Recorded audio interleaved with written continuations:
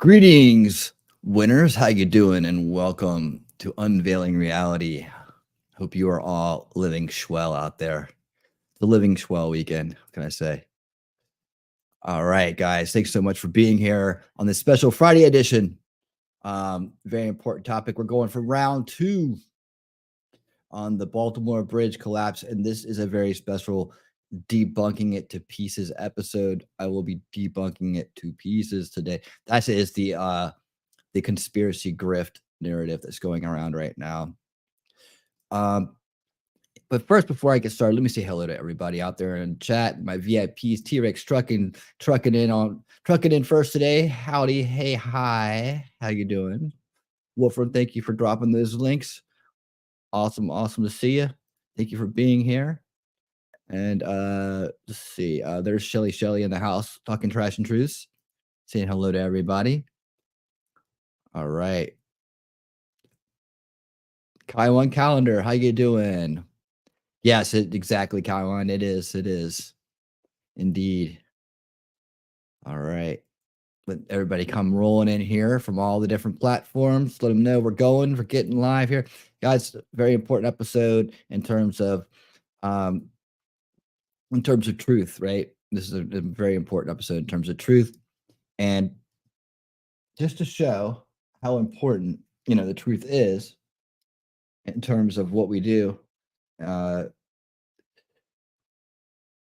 actually going to call out. I'm going to call to a few different creators that are kind of pushing this narrative, conspiracy narrative forward, as a peer review and a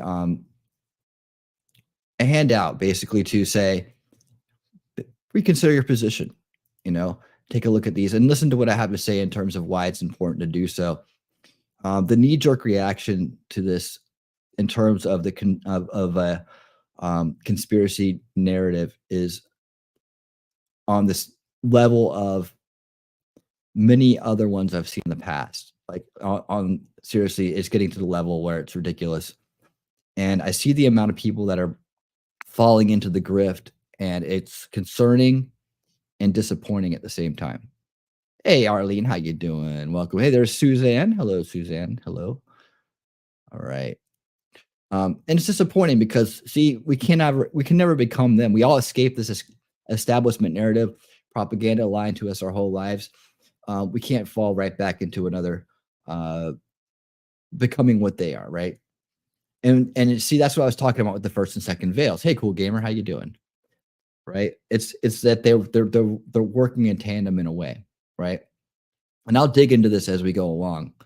But I want to say thanks to all the members down there on the bottom scrolling past. Thank you guys so much. You see all these people down at the bottom, what they do is they are smart. They pre-buy 1 super chat a month. There's different ranges you can be in for that super chat. And it's just waiting for them there every month. It's already there. So they can always just super chat in. How about that? Isn't that great? That works, and it helps the channel out too. It really does. It means a lot. It means a lot. So thank you to all the members. I really do appreciate it. Hello, everybody there on X and Rumble today. Hope you guys are living well as well. We got some people watching here's and there's. I'm hoping that we'll fill the house up tonight, because this is a key topic, and I want people to get this information. So much going on.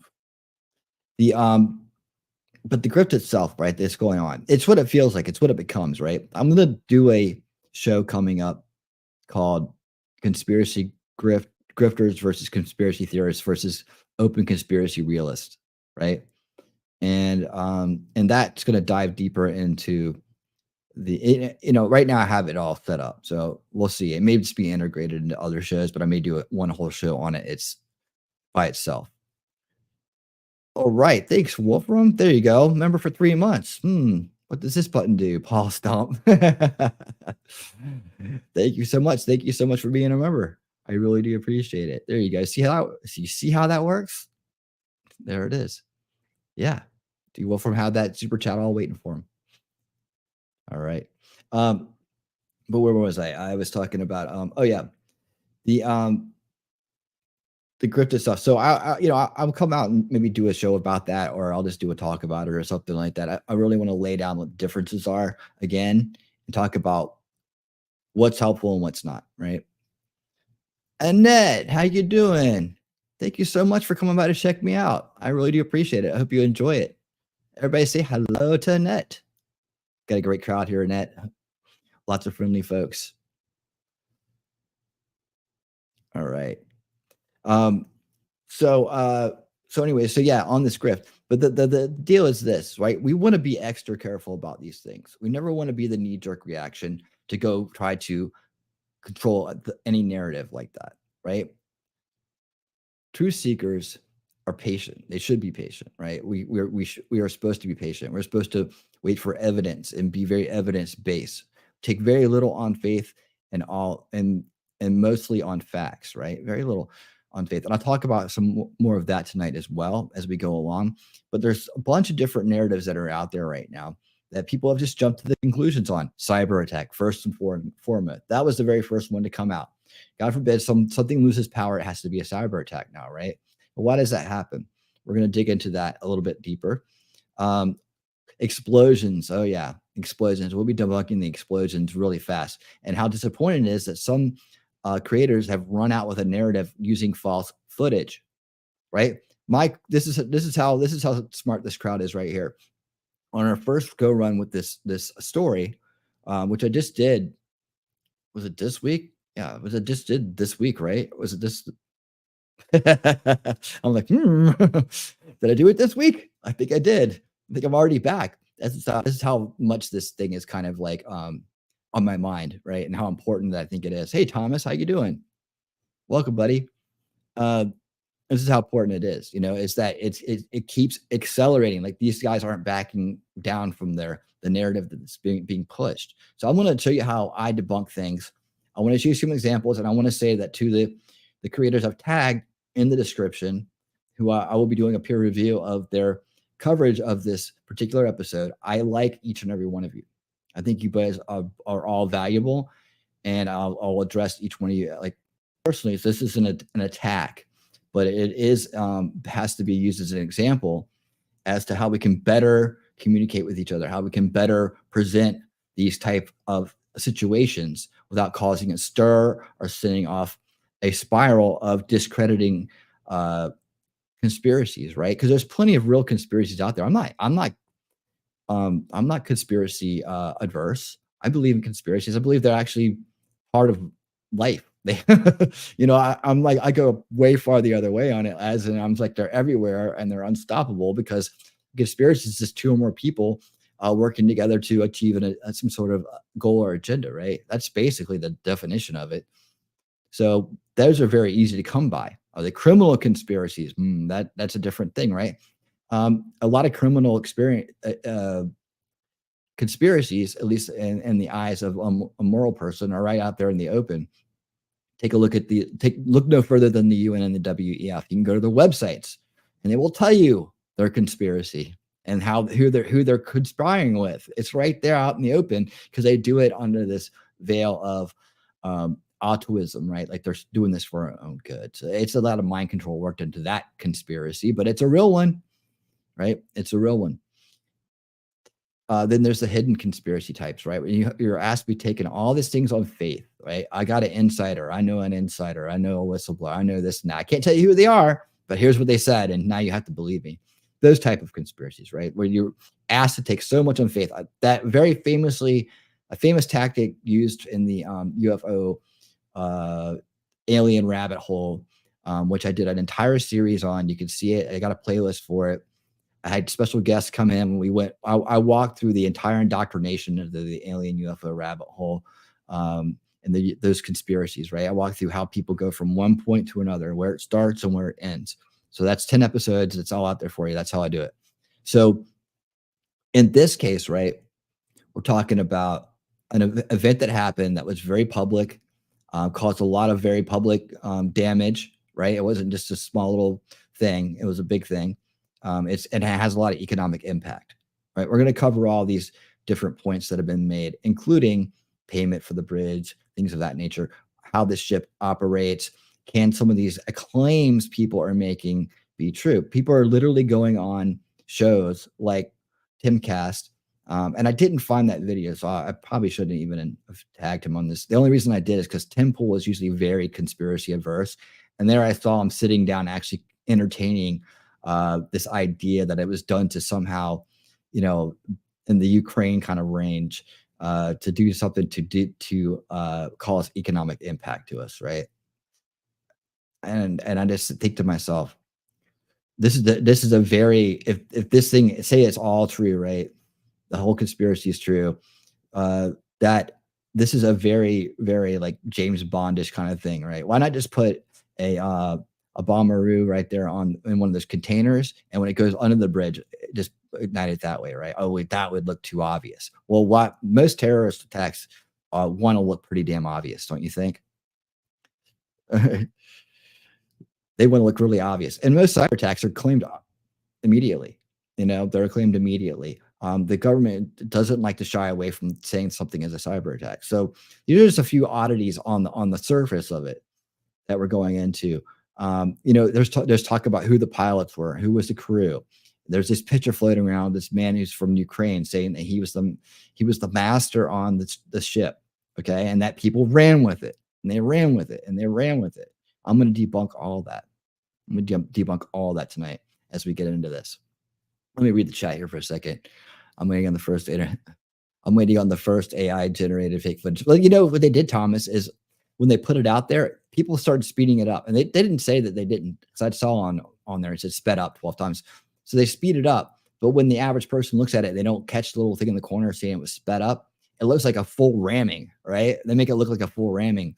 So that's optics. That's called manipulating optics. Why do that? I guess they wanted a shorter clip, right? Okay, so I get it. They disclaimed it. That's cool. But with the optics of it, as you're scrolling through X and you see it, well, bam, what did you see? What do you see? That was the question that was asked. This is something that we went over last time in the last show.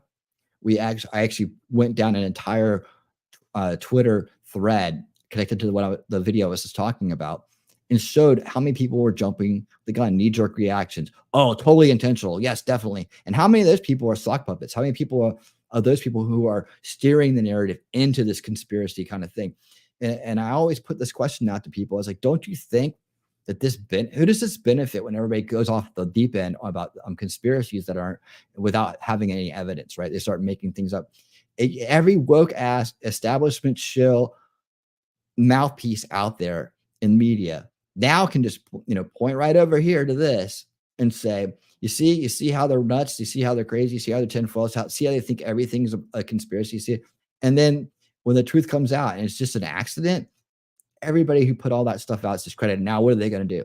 How many of them are going to stand up and say, you know what, we had it wrong, we had it wrong? How many can humble themselves and say, I'd rather know the truth than be right?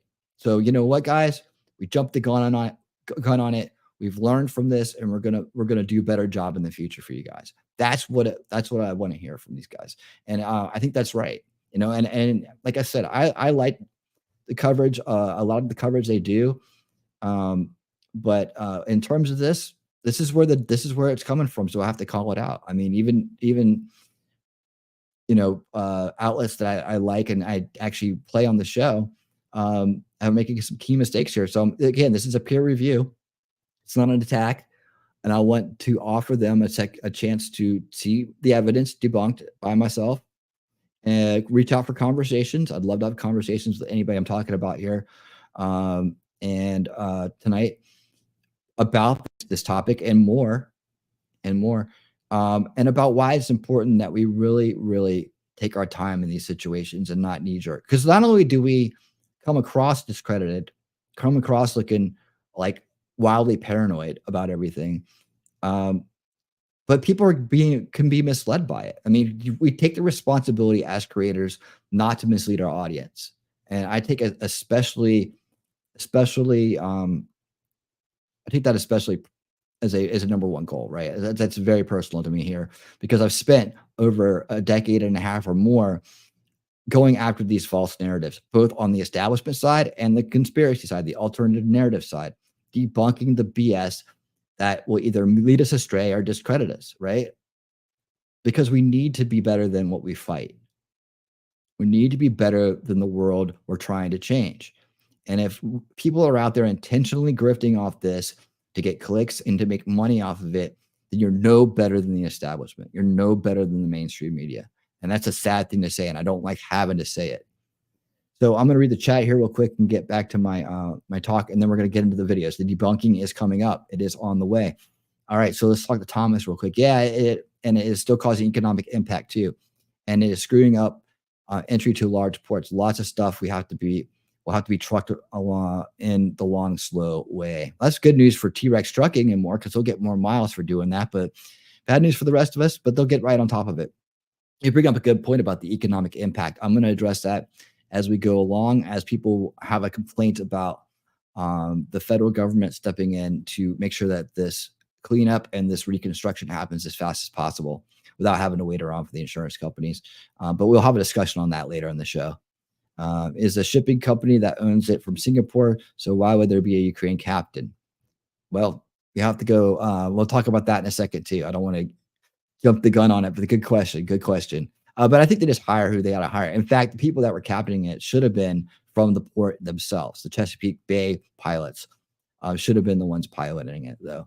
But the crew itself, we'll talk about who that is. And we're going to hear the recordings as well, or hear part of it. Baltimore isn't that big to traverse or go around. Inconvenient to take a different road, but not enough to cause full disruption. Storms cause more delays across such wide areas. Yeah, Baltimore isn't that. I've driven around it many times. And it doesn't take that long to go around. Let's see. It's apparently typical to hide from responsibility when someone is wrong, considering how the mainstream news companies will bury the lead on retractions and corrections so no one else will see them. Yeah. Well, I think that our side should be better. And that's why I reach out to the creators that I will peer review tonight, because I think it's on us to do better. It's on us to do better. We have to be better than what we fight. We cannot never become what we fight. Otherwise those are just wins for them, isn't it? It's just wins for them. If they can bring us down to their level, they've won. That's the game. It's a big part of the game. And thanks everybody for being here. I really do appreciate it. All right. So without further ado, I want to go ahead and jump into some stuff here. And I've been thinking about how to start this out. Right. So I think what I'm going to start out with, I was thinking of like a mix of this, or if I wanted to do just jump into the debunking and then show the peer review. I think I'm going to go peer review first, just so we can get the talking points out, and then we'll see the debunking of each point as we go.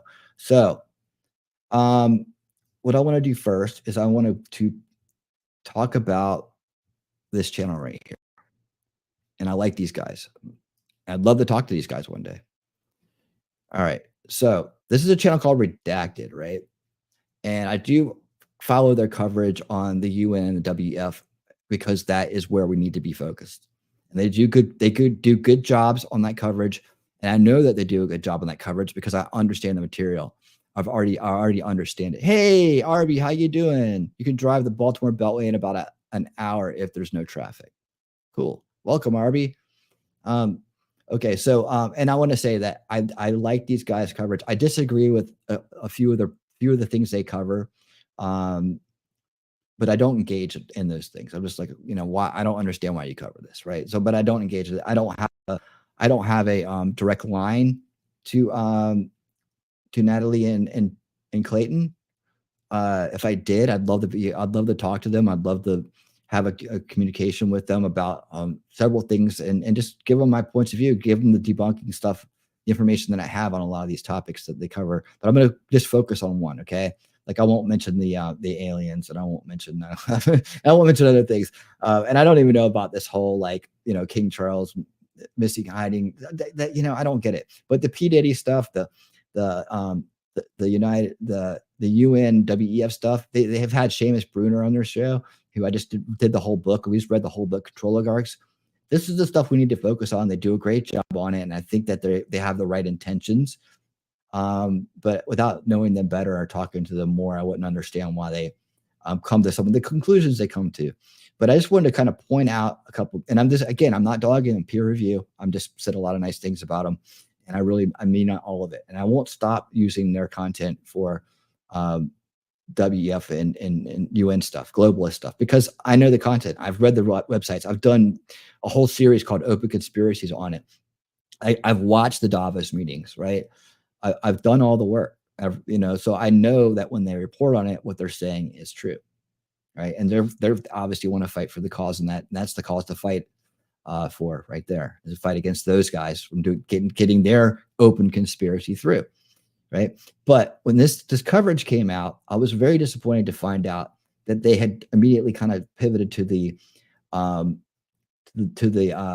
conspiracy narrative without really giving it a bunch of consideration. And then when I saw the sources, which I pointed out in the first video that we did, I showed some of it, right? I showed that the lawyer person that came out of nowhere and said she had a White House source, who says it was a cyber attack, and therefore it was, and that kind of just ran with it.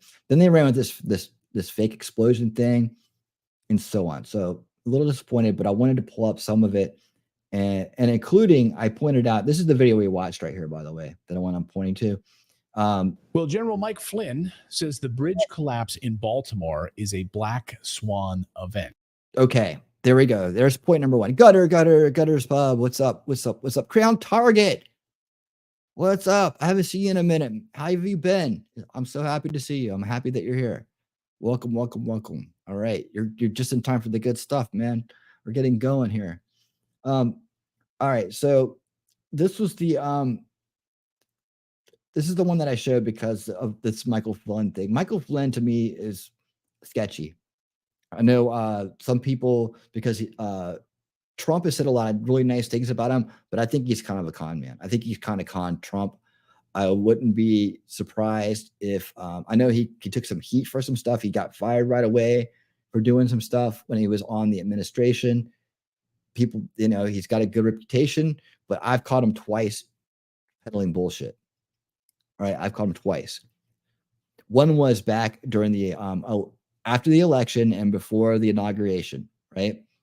When he was seemingly confirming the whole idea that these servers were secret forces went in and got these servers out of, I think it was Ukraine or some other place over in Europe, and that Sidney Brown, Sidney, what's her face, the lawyer. I don't think it's Brown, because Sidney Brown is the safety for the Eagles. So I know I just messed that up. But Sidney, somebody, the lying lawyer who went out there and said she had a bunch of evidence she didn't have, and kept all of us on pins and needles, got donations from us, hoping that she was going to be the one to come save the election, right? That she had the smoking gun evidence. And that's what she said. Sidney Powell, thank you, Wolfram. Thank you, RB. Thank you. Yes, Sidney Powell.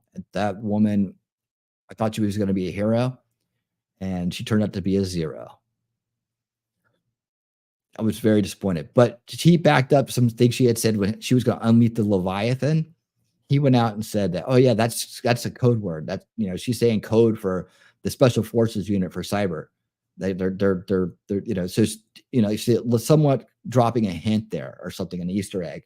And he picked up on it, and it went around the world. And sure enough, it was dead wrong. So in this case, he came out and he said it was 100% this one. Now it's much bigger than we know. So let's unpack this. And I have to say, right here, Black Swan event, right? Now this comes from Ron Paul, God bless his heart, and I mean that in a good way. When you're from the South, you have to say it like that. He just talked about it, and his interview with Tucker Carlson was very popular, because Ron Paul is very popular, especially in the anti-establishment side of life. And so he talked about a Black Swan event. This is, and so everybody latched onto it. Ron Paul said, now they're calling poor Ron Paul in on this stuff, where he would not have ever condoned this. He would, look, if you go to his channel right now, see if he says it was a setup. I don't know. Maybe I'm wrong. Maybe he has. Maybe I haven't seen it. But I'm just going from the 2 different presidential runs that I backed him up, and then I was out there fighting for him every night and every day. I'm talking like, debunking, disinformation about him, getting out in front of the candidates, hoping and reeling people in to understand that he wasn't a typical Republican. That was a lot of work. It may sound like a little bit, it was a lot of work. I had an entire channel back then dedicated to videos about Ron Paul and other things that were important. I got into the mind control thing, and I was kind of hard headed back then and didn't understand the rules. It was really early in the YouTube days, and I got taken down for copyrights. I got I got like 3 strikes, and I didn't even understand what was going on. Honestly, at the time, I didn't think much of it. I didn't realize what I probably had gold in my hand because I had like 14,000 subscribers. I didn't think that was a lot. Now I'm sitting here at 46, going, man, that was a lot. That was a lot. But yeah, so that channel got taken down, but it was just stacked full of videos we would use to go out and campaign for him. So, I've watched all the speeches. Again, 2 presidential runs with Ron Paul as his as a shield and a sword for him out in the internet, protecting.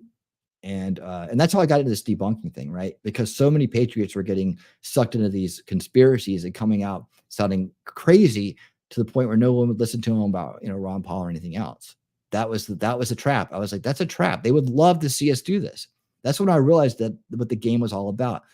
And deeper conversations, I'm getting off track right now, but just to say, poor Ron Paul, and I don't like that they're doing this to him, but he did mention it. So, but yeah, Flynn latched onto it. This is a black swan of it, dude. Okay, so that's enough about Flynn. Anyway, so this is what caught my eye first, right?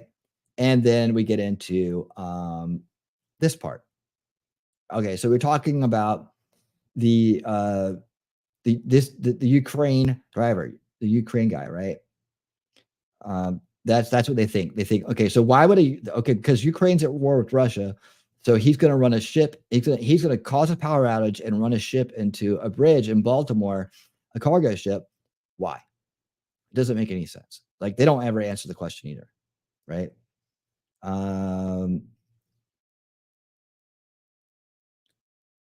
We will teach you to defend democracy. Who needs it? So is this supposed to be what we're going by here? All right, we're not going to even listen to a lot of this, but he goes through, and he doesn't really understand what he's seeing here, right? You can see at about the 12-second mark. So this is going to go on for about 30 the power seconds. Goes out. Okay, there's power loss number 1 at about 12 seconds. Yep. Okay. Then at about 22 seconds, it recovers power. Nope. It doesn't recover power. That's the backup generator turning the lights on.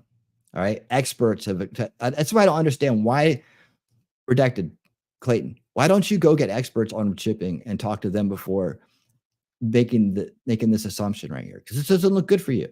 And I want it to look good for you, man. All right. That's what it is. If you I'm going to show you some sources tonight. I hope you'll watch my show. I've watched plenty of yours. So if you watch mine, I would appreciate it. And I'll show you plenty of evidence from people who are actually in the industry, who actually understand these ships and know what they're seeing. And I've seen it many times. I'm going to show you evidence where they point out exactly what is going on, the procedures, and down to the actual what the communications that are going on. Right. So this is not a recovery. This is the backup generators coming on, which they did right on time. According to the timing they're supposed to come back on, they came back on right on time. See, RB says Baltimore isn't anything special. What a terrible place for an attack. 19th largest port, plenty of better ones. Yeah, I mean, yeah, if you're going to attack a port, you can do better than that, right? I hear what you're saying.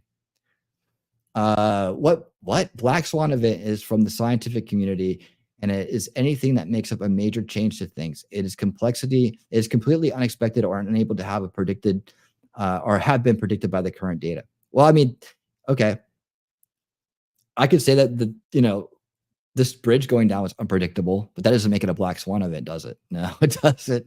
Not at all. Not at all, man. How about 9/11 would be a good example of a Black Swan event, right? Right. That would be a good example of it. That was a major target.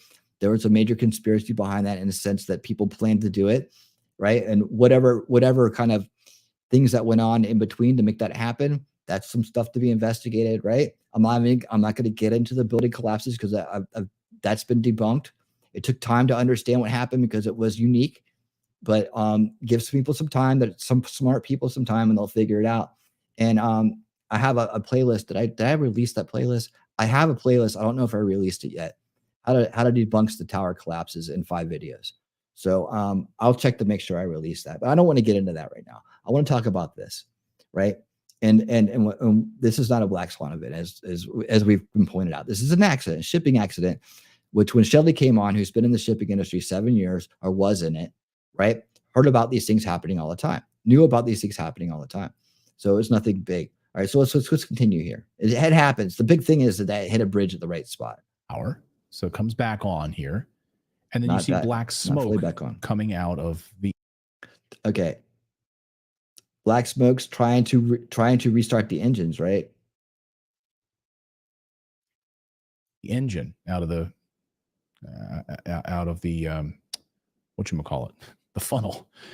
And then immediate evasive maneuver, the stack. Yeah. Then immediate. You know why it turned? Evasive maneuvers take place. Helicopter, images show that in fact, one of the anchors was dropped on the port side, and there you have the smash. Okay, so there you go. That's the whole thing, right?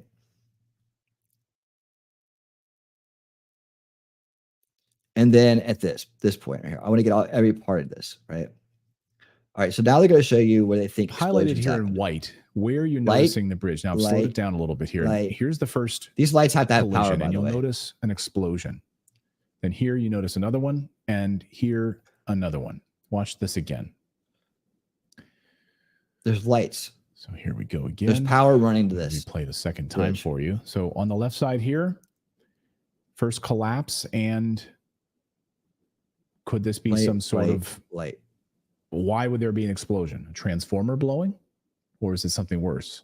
Well, it's what it's breaking. This piece is breaking points over the. See, you see that right there? Look, watch. This doesn't take rocket science. Or is it something worse? Watch right here. And in this, see, watch this piece as well with an boom. Explosion. You see it? You see it? You see the wire? You guys see the wire? Now, how long did it take me? How long did that take me? Right? This is what I'm saying. This is what drives conspiracies. Oh, now they're planting bombs on the bridge. I said the B word. Oh, well, whatever. Limit me. Again, so what happens is it sends a bunch of people into a tizzy, right? Oh my God. So let me just get out of here real quick, right? And show you to what extremes it goes. And so right now I'm just pointing out why we need to be careful about what we're talking about as responsible journalists, responsible media analysts, people on the outside of the establishment. We have a responsibility to be even better, right, about our information.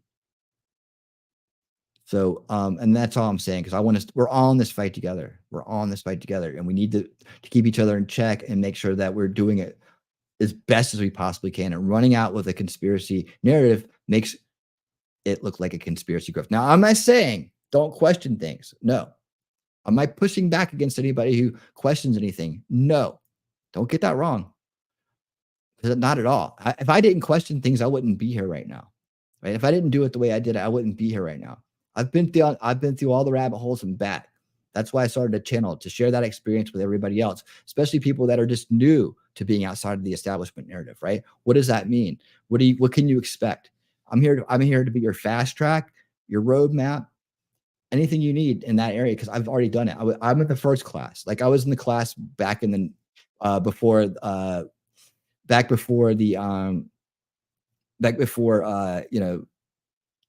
20 years, 10, 15, 20 years ago, right? So I'm from that generation. I'm the generation back. That's what I'm trying to say right now, right? Of people that were awake. I've been awake for a long time and been in the smaller group of people that have been awake for a long time. With a lot of people that are out there right now that are awake were still asleep. I was awake, and I was living my life around a bunch of people that were asleep, and it wasn't easy. Now there's so many more of us out there now, right? And there's more people waking up every day because the system's getting more and more corrupt. It's showing its hand every day. The plans are out in the open. The corruption's out in the open. The tactics are out in the open. They don't care anymore. It's go time, right? It's go time. So now more people are getting activated. They're waking up. They're having their moments of clarity because there's so much more coming at them. So that's what I'm here to do. I'm here to say, hey, yeah, I've been there, I've been down it. Here it is. Here's your roadmap, and you have a place to be. You have a place that you can come, and you can know that no matter what, the truth is the most important thing here. The real truth, not some kind of truth I'm going to make up. The truth that we can prove, the things that are out there, and we're going to focus our energies on the real solutions to the real root cause issues. That's what it's about here. So if you're enjoying that, man, I'd love to. Love a thumbs up. I'd love your subscription. I'd love to have you be part of this wonderful group that we're building here, this wonderful community, and onward and upward. So let's go back to this real quick. Let's see. I wanted to take that out, and I wanted to pull up this. Okay, so the second, and I'm going to come back to some of these points a little bit with each creator, and I just want to point it out because these are people that I like, I respect, and I just think they need to do a better job and be careful because look at what it sets off. Look at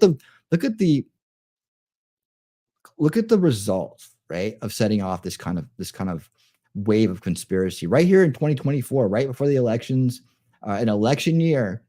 It seems like this stuff always happens in election years too. Now that I think about it, it's like coming to me as I'm sitting here talking about it. Let me show the screen up.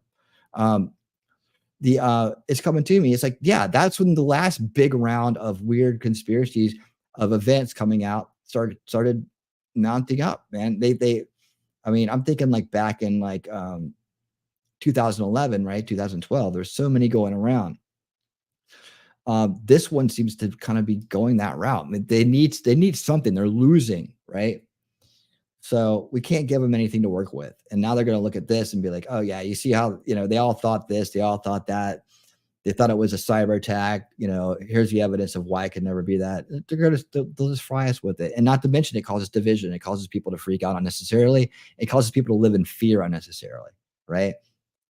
So let's go back to this next person I want to bring up. Now, this is Gary Franchi from the Next News Network. Gary's been around for a long time. He's an old Ron Paul guy, did a lot for Ron Paul. I like Gary. And at a time, Next News Network was banging out the good news all the time, about Ron Paul, about, this and that and the other. It wasn't until like maybe, I don't know when they started, actually. They started kind of like veering off the path a little bit. And I've called them out for it in comments before, being like, this is nonsense, or this has already been debunked, or, this sensational headline, this clickbait headlines, like, or beneath you. Why are you doing this, Gary? Like, why are you doing this? This is a guy who's met Trump. He's met Ron Paul. He's been out there amongst the crowd. He wants to be considered a real journalist, but yet some of the stuff they put out, have been putting out, isn't it good? Isn't very good. I think he can do a better job. And this is an example of what I'm talking about, right? And Gary, if you're out there, dude, I do respect you. I do like what you do. We are Ron Paul brothers, but dude, I just really, with your reach and your amount of resources, I think you can do better. And I don't know why some of the times, some of the stuff I see coming off the channel is the way it is, but this especially struck me. And if you're listening, please listen carefully to this, right? Because this part is going to, you may want to consider pulling this video down. That's all I can say. All right, so let's get into this right here. This is what we get from Next News Network, trusted news source or outlet for many years. Here we go. Brace yourselves for a shocking expose that will shatter the viral narrative surrounding the Francis Scott Key Bridge collapse in Baltimore. A video purporting to show a massive explosion causing the catastrophe is taking the internet by storm, but is it really what it seems? In this special report, we'll dive deep into the origins of this footage and uncover the startling truth the mainstream media isn't telling you. From tracing the video's true source to revealing the real cause of the bridge's demise, we'll take you on a jaw-dropping journey that separates fact from fiction. You won't believe the twists and turns this investigation takes as we expose the depths of the deception, but that's not all. Our final thought will leave you questioning everything you thought you knew about this tragic event. So don't miss a single moment of this groundbreaking report. Now, folks, before we dive into this explosive expose, a quick word from our sponsor. Just like how a single ship collision can bring power bill to using a degree. Little ad there, conveniently placed. Very good. Going viral. This is the video. It is going viral right now, causing all of the people to speculate. It's shocking, isn't it? But before we buy into the hype, let's dive deeper into the facts. The claim that this video shows an explosion on the Francis Scott Key Bridge in Baltimore Hold on 1 second.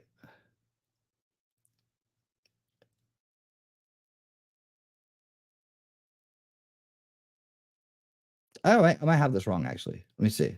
I thought I heard him say that this was the bridge explosion. Now I'm just hearing something different. So let's listen to it. Maybe I'm getting him off the hook here. 2024 spread like wildfire on X, formerly known as Twitter, as seen in this screenshot right here. This is the tweet that went viral. However, you see, this is the thing when you're talking about explosions, people grab stuff like this and they try to fool you. a reverse image search of a still from the video revealed a startling truth. The footage actually depicts an explosion on the bridge over the Kerch Strait between. All right, so my bad. I misunderstood him the first time I saw this video. I was just like, boom, what? Between Russia and Crimea in October of 2022, as reported by the New York Post. Furthermore, a Google News search for Francis Scott Key Bridge and explosion and Baltimore, so this is doing it right. Yielded no results supporting the claim, as evidenced by this screenshot here. So what really caused the bridge to collapse? Well, a YouTube search revealed the truth that a ship hit one of the bridge's columns, causing a portion of the structure to crumble into the water below. Let's take a look at CBS Evening News on this. Okay, hold on. I don't want to play that. All right, cool, good. So he came out and he debunked it. Good job, Gary. There you go. That's why you're here. All right, but yeah, some of the sensational stuff that has been on Next News Network over the years, it didn't surprise me that it may have gone the other way. So good job. So Gary debunked that. We debunked that too on here in about 2 seconds when we saw it. The crowd knew what they were seeing, but the explosion part, as far as the ones that are up on the upper trestle there, people still are buying into that, right? They're still buying into that.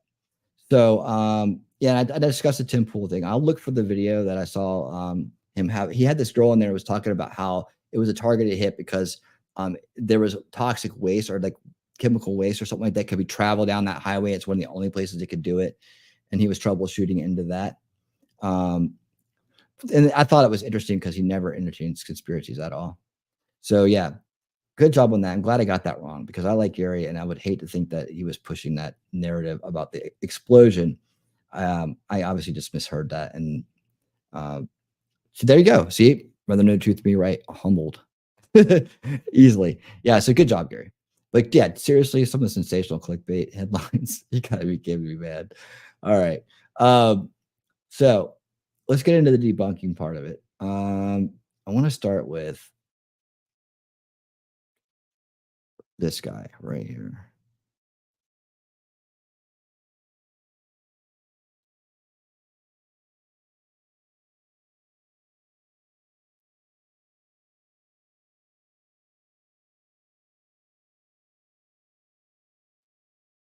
Hold on 1 second. There we go. Okay, I got it right here. All right, so slow down. It's doing that thing with. All right, there we go. Okay, here we go. Present. Here comes the 1, 2, 3s on the debunking right here. And what I want to show you is super yacht. Yeah, no doubt. No, do it. Yeah, seriously. And that's maybe, if anything, that just shows like how easy it can be. Oh, that my bad. I didn't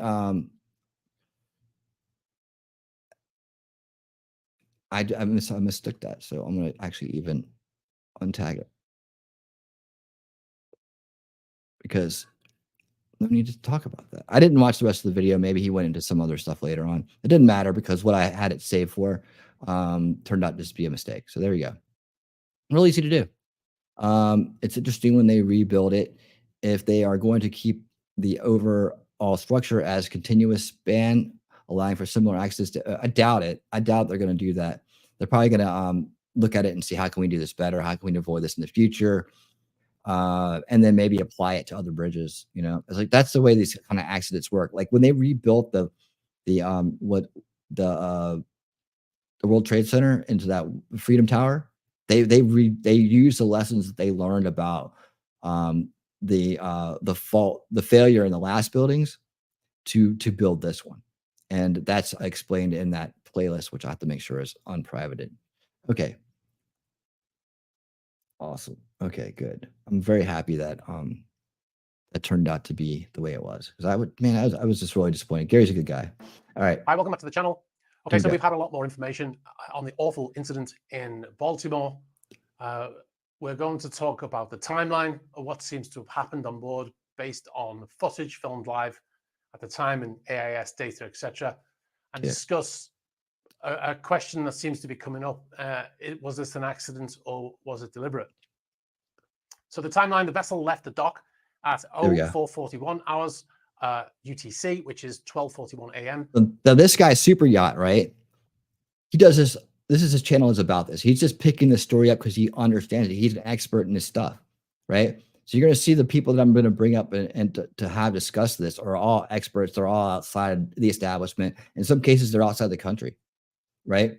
But they understand shipping. They're passionate about shipping. They're passionate about boating. They're passionate about these topics. So they're experts on it. They focus their energy on it. They've learned details. They've been doing it for a long time. So these are the people I'm going to be bringing up to kind of discuss what we're seeing here. So local time, which I'll use local time from now on. Now at 1:24 a.m. Local time, the vessel is traveling at a speed of 8.7 knots. The tugboats have already left the vessel. It did have 2 tugboats to guide the vessel out of the port. They've already left. As it approaches the key bridge, it's doing 8.7 knots, as we said in the previous video. Now it's at this point the ship experiences. So what I want to know is like, okay, they still have the Chesapeake Bay pilots on there, right? I mean, by procedure, or would the tugboats be the pilots? And then once the tugboats let go, they're on their own. So I don't know that yet, but maybe he'll talk about it. We'll find out exactly who would be the quote unquote pilot. So if we look at the video footage from the live stream that was pretty sure it's automated. You can see the time in the top left-hand corner. But until they had to take a Now the power is restored at 1:25. We'll hear the recording in a second, which is just 1 minute later. Now, according to the AIS data, this is when the vessel starts to veer off course. At 1:26 a.m., there is a second blackout. Power is restored at 1:27 a.m., less than a minute later. There you go. And at approximately when it's moving slowly, it looks way different. You can see how the time lapses between so it would power going out and coming back on. Blackouts on board, which has contributed to this incident. Now, the ship also lowered an anchor into the water. Portside anchor is lowered into the water, which will have been to try to bring the vessel to a stop. This is a standard procedure for vessels adrift, and the massive vessel would have dragged that anchor along the seabed to try to stop it. Obviously, it didn't have any effect, or didn't have the desired effect. It could be that the dragging anchor could have been contributed to the vessel going off course. Now, there's been a lot of talk on a lot of videos about a plume of black smoke coming from the funnel after the first blackout. This is consistent with the engines being restarted.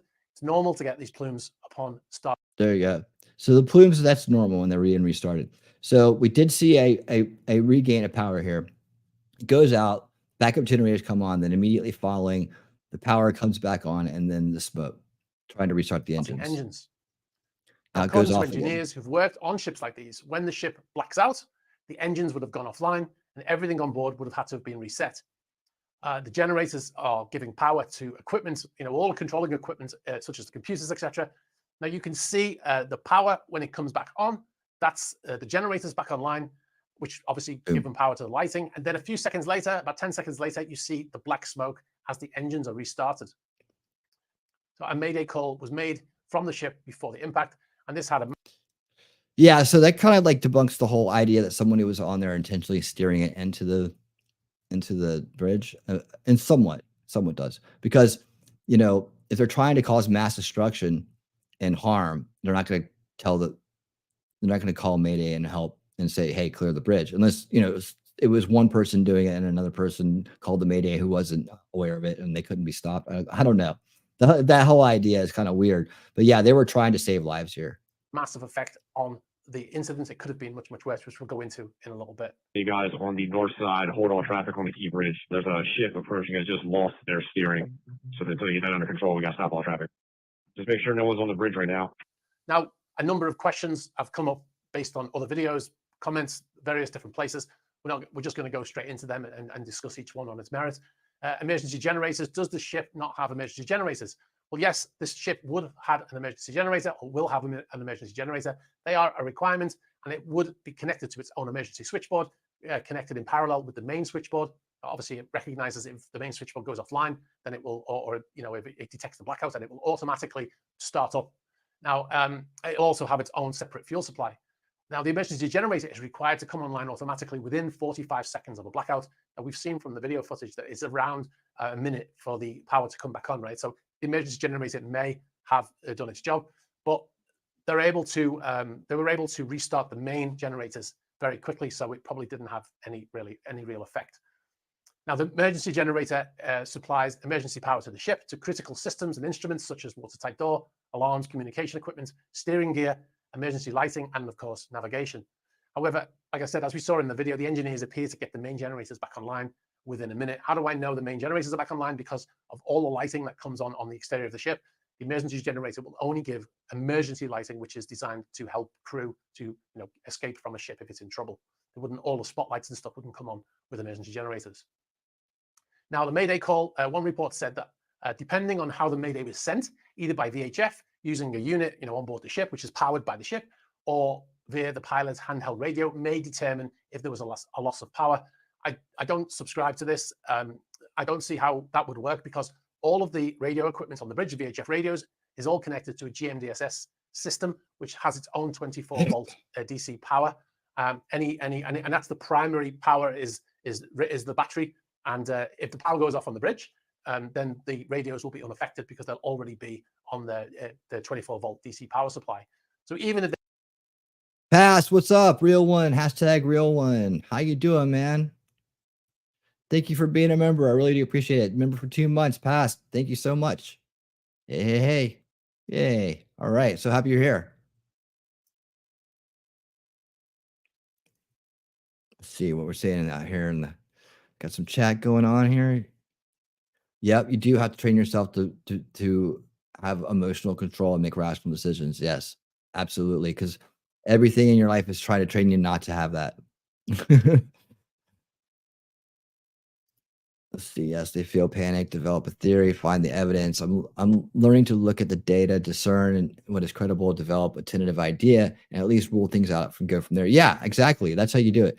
You don't want to jump the shark right away, right?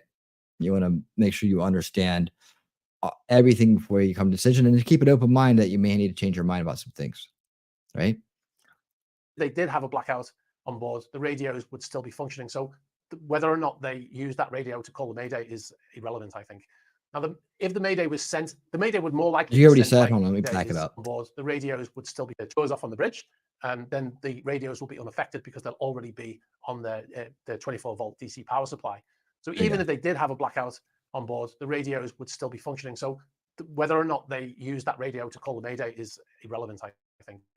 Now, if the Mayday was sent, the Mayday would more likely be sent by, there's quite a few people on that bridge. There were 2 pilots on the bridge, a captain, 2 pilots, various helmsmen, various other people. They probably would have delegated, the captain or the pilot may have delegated that to somebody on the bridge. And it may be quicker for the pilot to call it in, as he would have had, direct contact with the port authorities. Next question was, why was there no tug support for a vessel of this size? This is a very good question. There were tugs to help the ship leave the port, but they left before the ship reached the key bridge. Why? Another question which goes on to that is, why were there no protections for the bridge supports? The stanchions of the bridge in the water, considering that bridge was crossing a very busy shipping lane. I think you can expect to see both of these things addressed in the future. A new bridge will, of course, have protection for the bridge. Bandit One, how's it going? We just watched Cannonball Run in 2. On Old School Watch Party Sundays, we did that. We watched documentary and then a movie. All the beams to the right have a flashlight explosion with smoke just before the collapse. Yeah, that's the electrical line snapping. I'd shown that earlier and actually slowed down the footage. Just you can actually see the cable snapping and the spark coming off of it.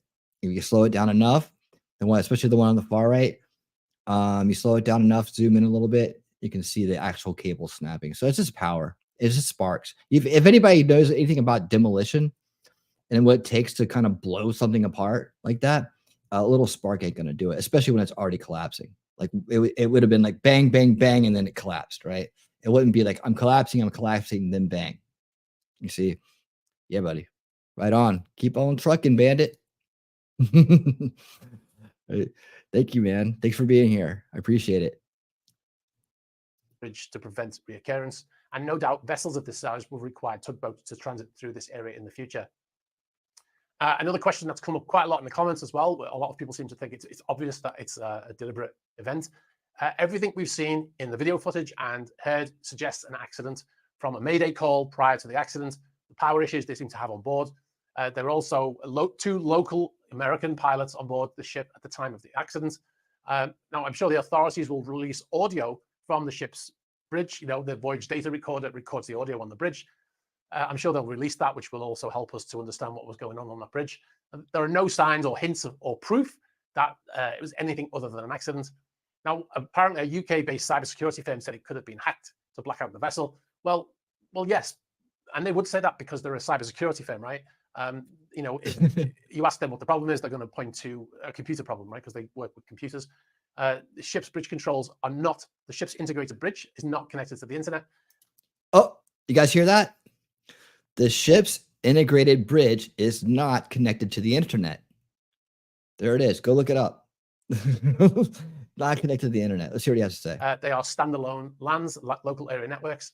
They're not connected to the internet. In fact, if you do connect one to the internet, it stops functioning, or the software will stop functioning on that bridge, and the vessel's not going anywhere.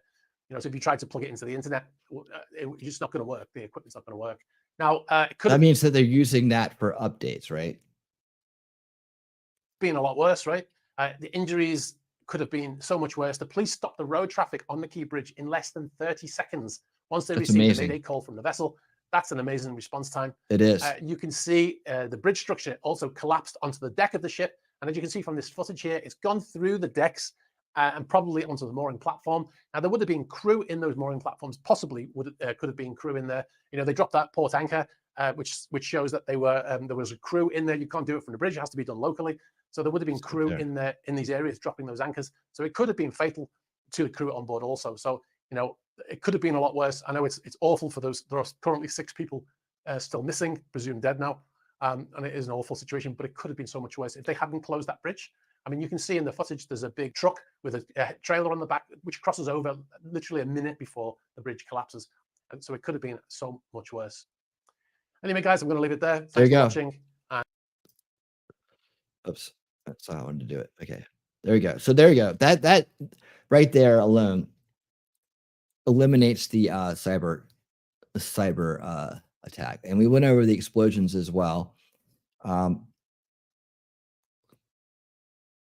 So what I want to show you next is some other stuff that helps get into the deeper questions about who was driving it, right? Who was driving it?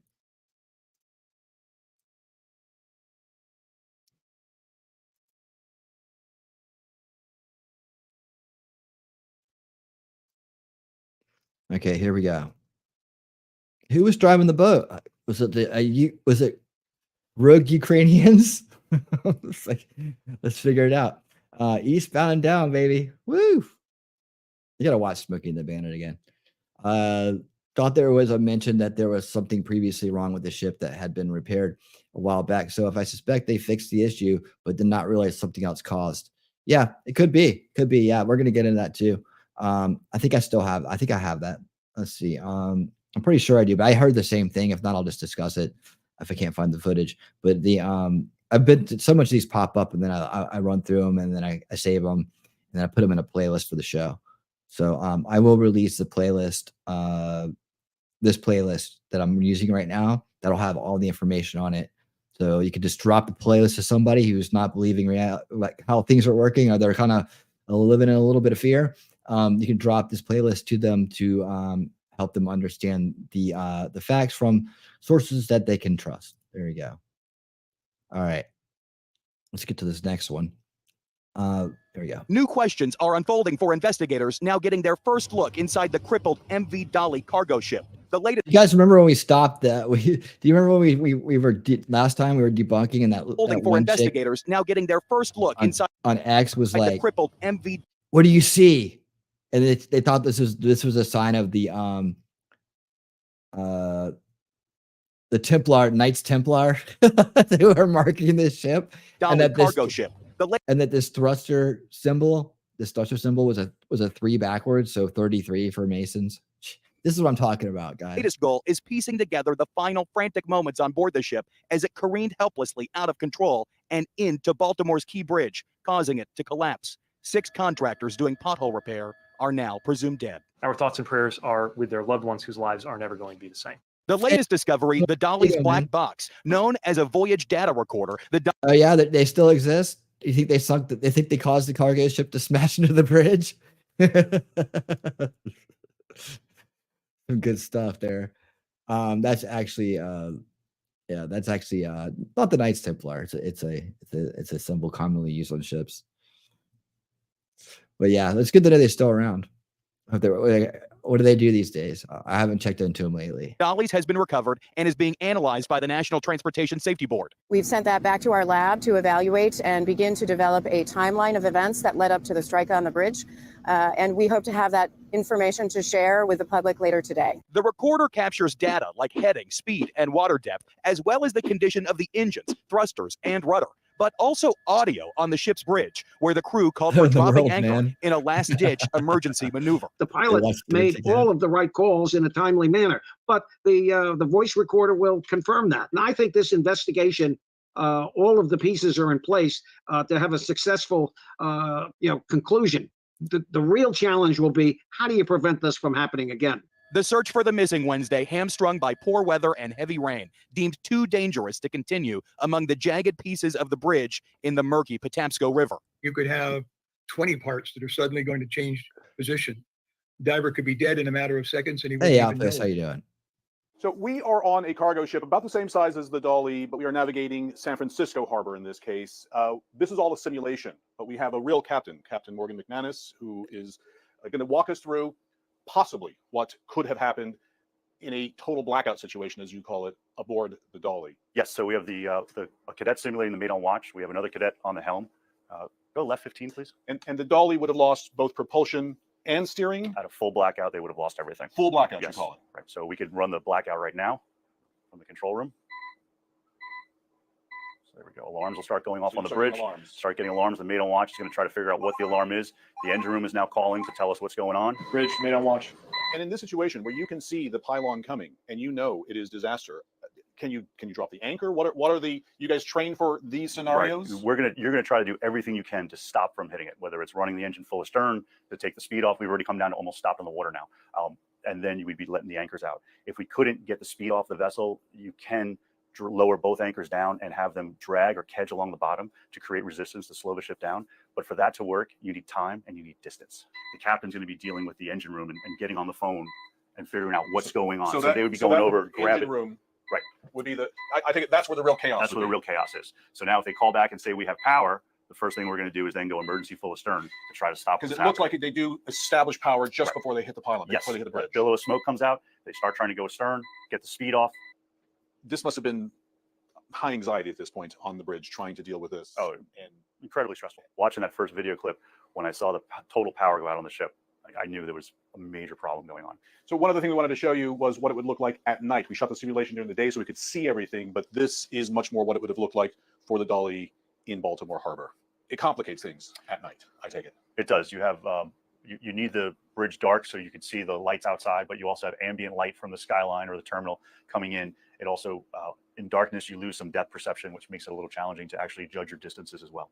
So it complicates moving around the bridge at night. And this is, you teach at State University, New York, Maritime College. I take it what happened in Baltimore Harbor will be studied for decades. It will. It'll become one of those tragic accidents that we take lessons learned from, and then we apply them to what we're teaching the students of what to do in an emergency on the bridge of a ship. Behemoths of the sea. International trade depends on mammoth vessels like this, container ships, the kind that brought down Baltimore's Francis Scott Key Bridge in an instant.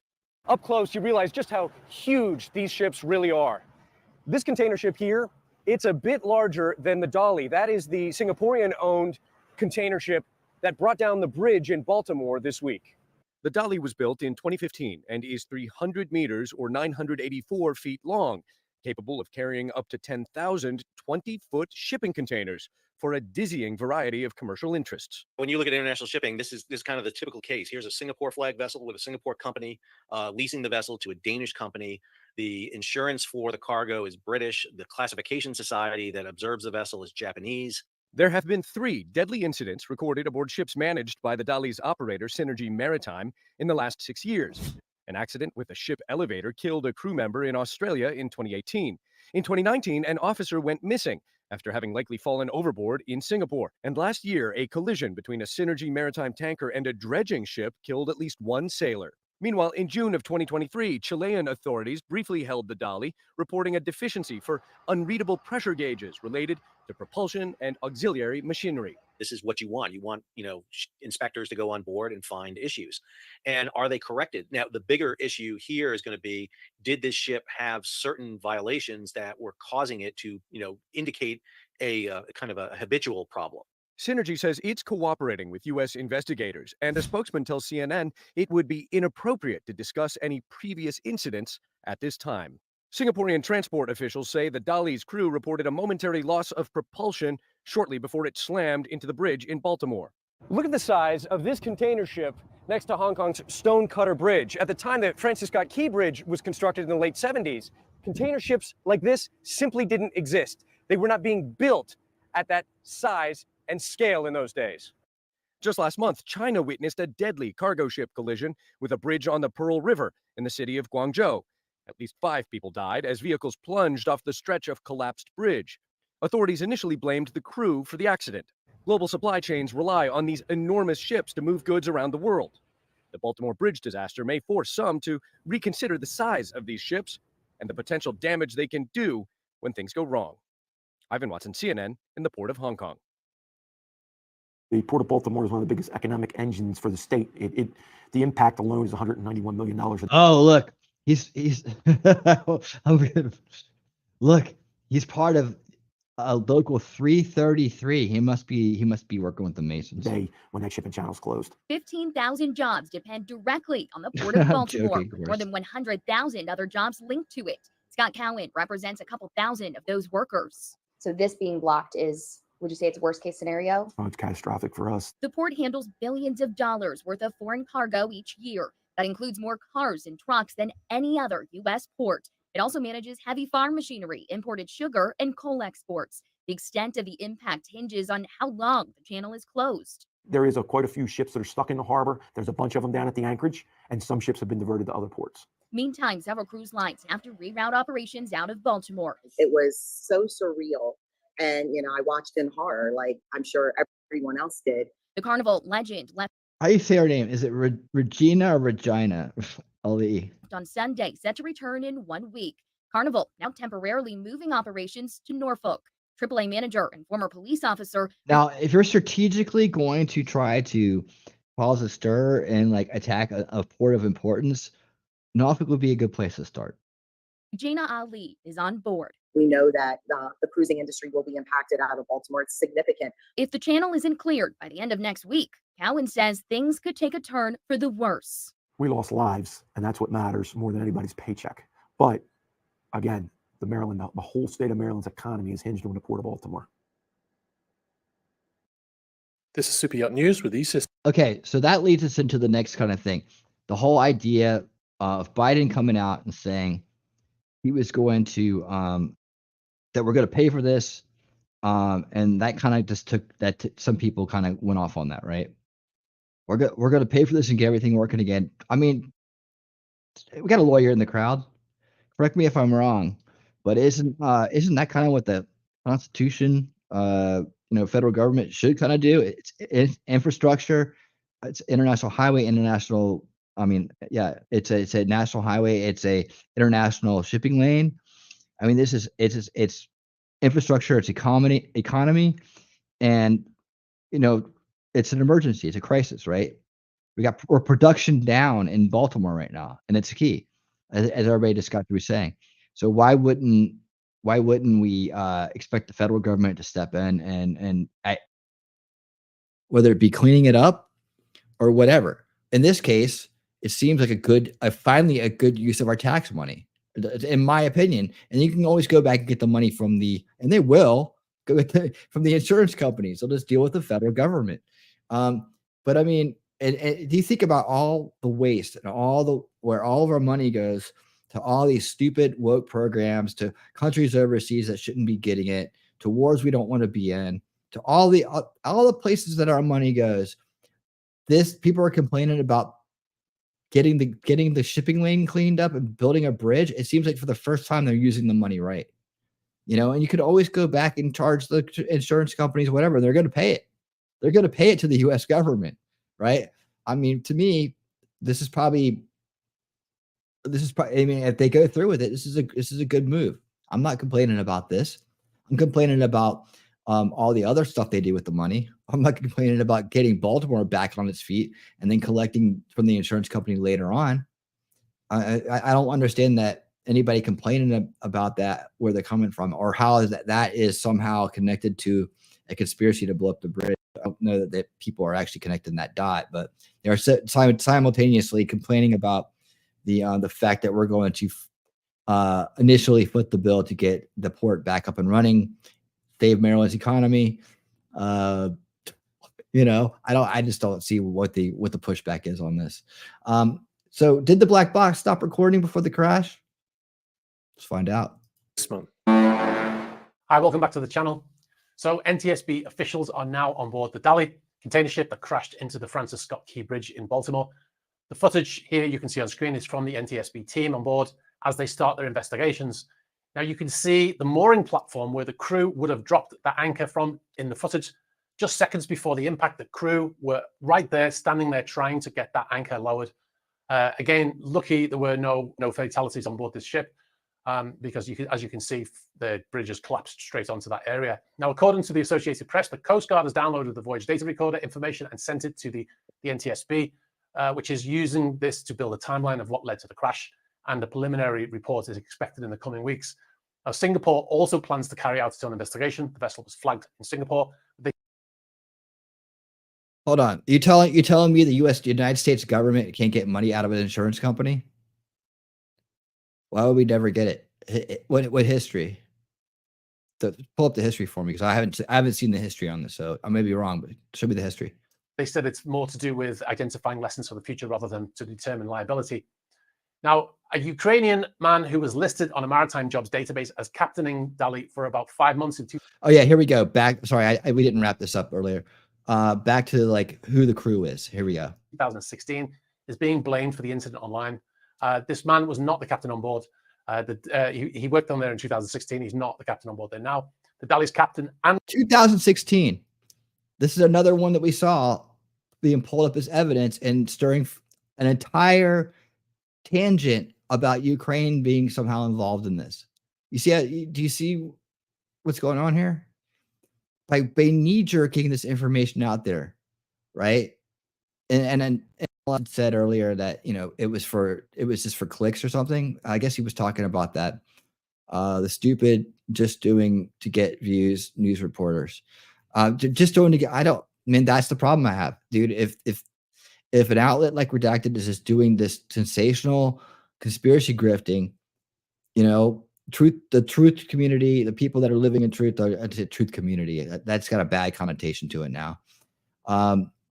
But the people who are choosing the truth, choosing to live in the truth, want the real information, want the facts, don't want to be bullshitted, don't want to be taken for a ride by propaganda and disinformation, right? If those people, right, who don't like the abuse of being lied to, you know, are supporting and going to outlets that are openly and honestly conspiracy grifting, then they need to know. They need to know. They just need to know. You know, now this is grifting, right? They're just grifting off this to get clicks and views. Now, I look at a channel like Redacted. They go live. They get like 14,000 or more people. They get members after members after members after members all show long. They're rocking and rolling their channel, and they're doing that. They were doing that before this. Why go to this lengths to get more? I just have to believe that they're somewhat misled, or just jumping at it, or maybe just in that state, that second veil state of mind, where, of course, if they say it's this, then I'm going to say it's that, without thinking through what's actually being said, right, in these situations, or if it's even beneficial to pull some kind of operation like this off to pull down a bridge, right? I mean, think about how many people are astounded by the fact that that one pillar took down the whole bridge. There's a lot of people like, how does that happen? How does that happen? Right. Well, main support and the structure of the bridge, you know, we'll get into that a little bit, I think. But but you know, just to throw this information out there, and they're just pulling it off the internet, they're just pulling it off from places like X or whatever. Or somebody comes to them and says, I have an inside source, and they say this.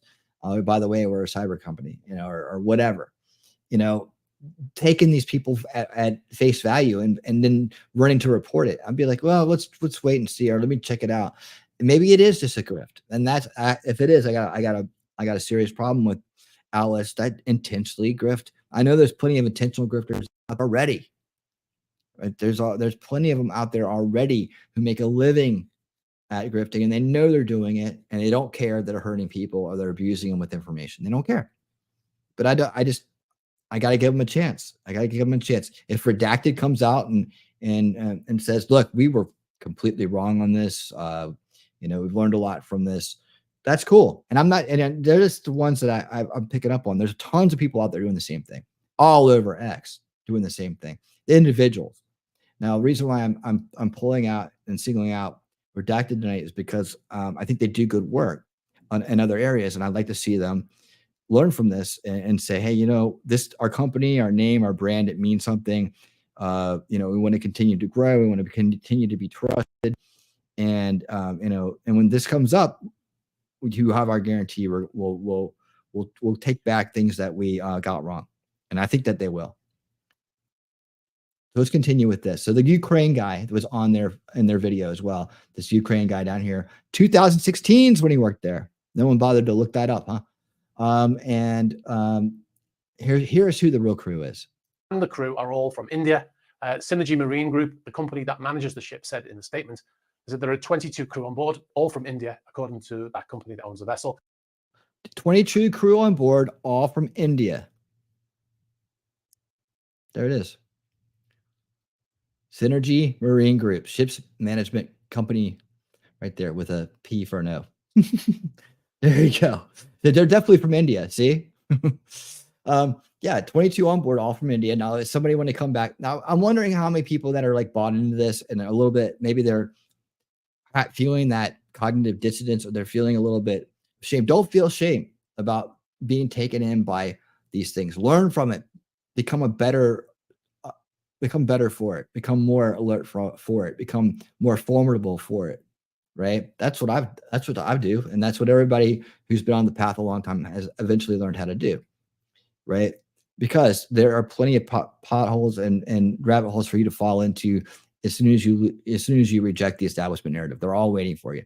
Like I said, if you think they're smart enough to pull off everything they do in the establishment, then why wouldn't you think they were smart enough to think about people getting out of it ahead of time and putting all kinds of landmines out there for them to step on, right? So that no one will ever listen to them again, those dissidents, right? You disgrace the dissidents. You smear the dissidents. You don't protect them. You don't craft them in there. You don't acknowledge them. That's what they do. They're following the playbook. So when it comes to these grifts, people latch onto them. Some people just don't have any conscience. Some people just are like, okay, I don't mind abusing people because it's going to get me ahead. That's part of the corruptions, right? So what corrupted them to get to that demoralized state? It kind of goes with the whole program I'm talking about here. But yes, so everybody jumped out. People spent tons of energy, and they adopted this belief system that somehow Ukraine was involved. And then they went out there and they spread it to a reach that I could only dream of. To the amount of people I can only dream of right now. They could reach tens of thousands, if not hundreds of thousands of people in a single video or an X post, right? And people that would put out a false narrative about it could reach this many. And then people who are trying to debunk it, channels are trying to debunk it, like mine, small channels will get no reach. So this video, may get seen by some other people after it's published, but very few. It's either live or YouTube buries it.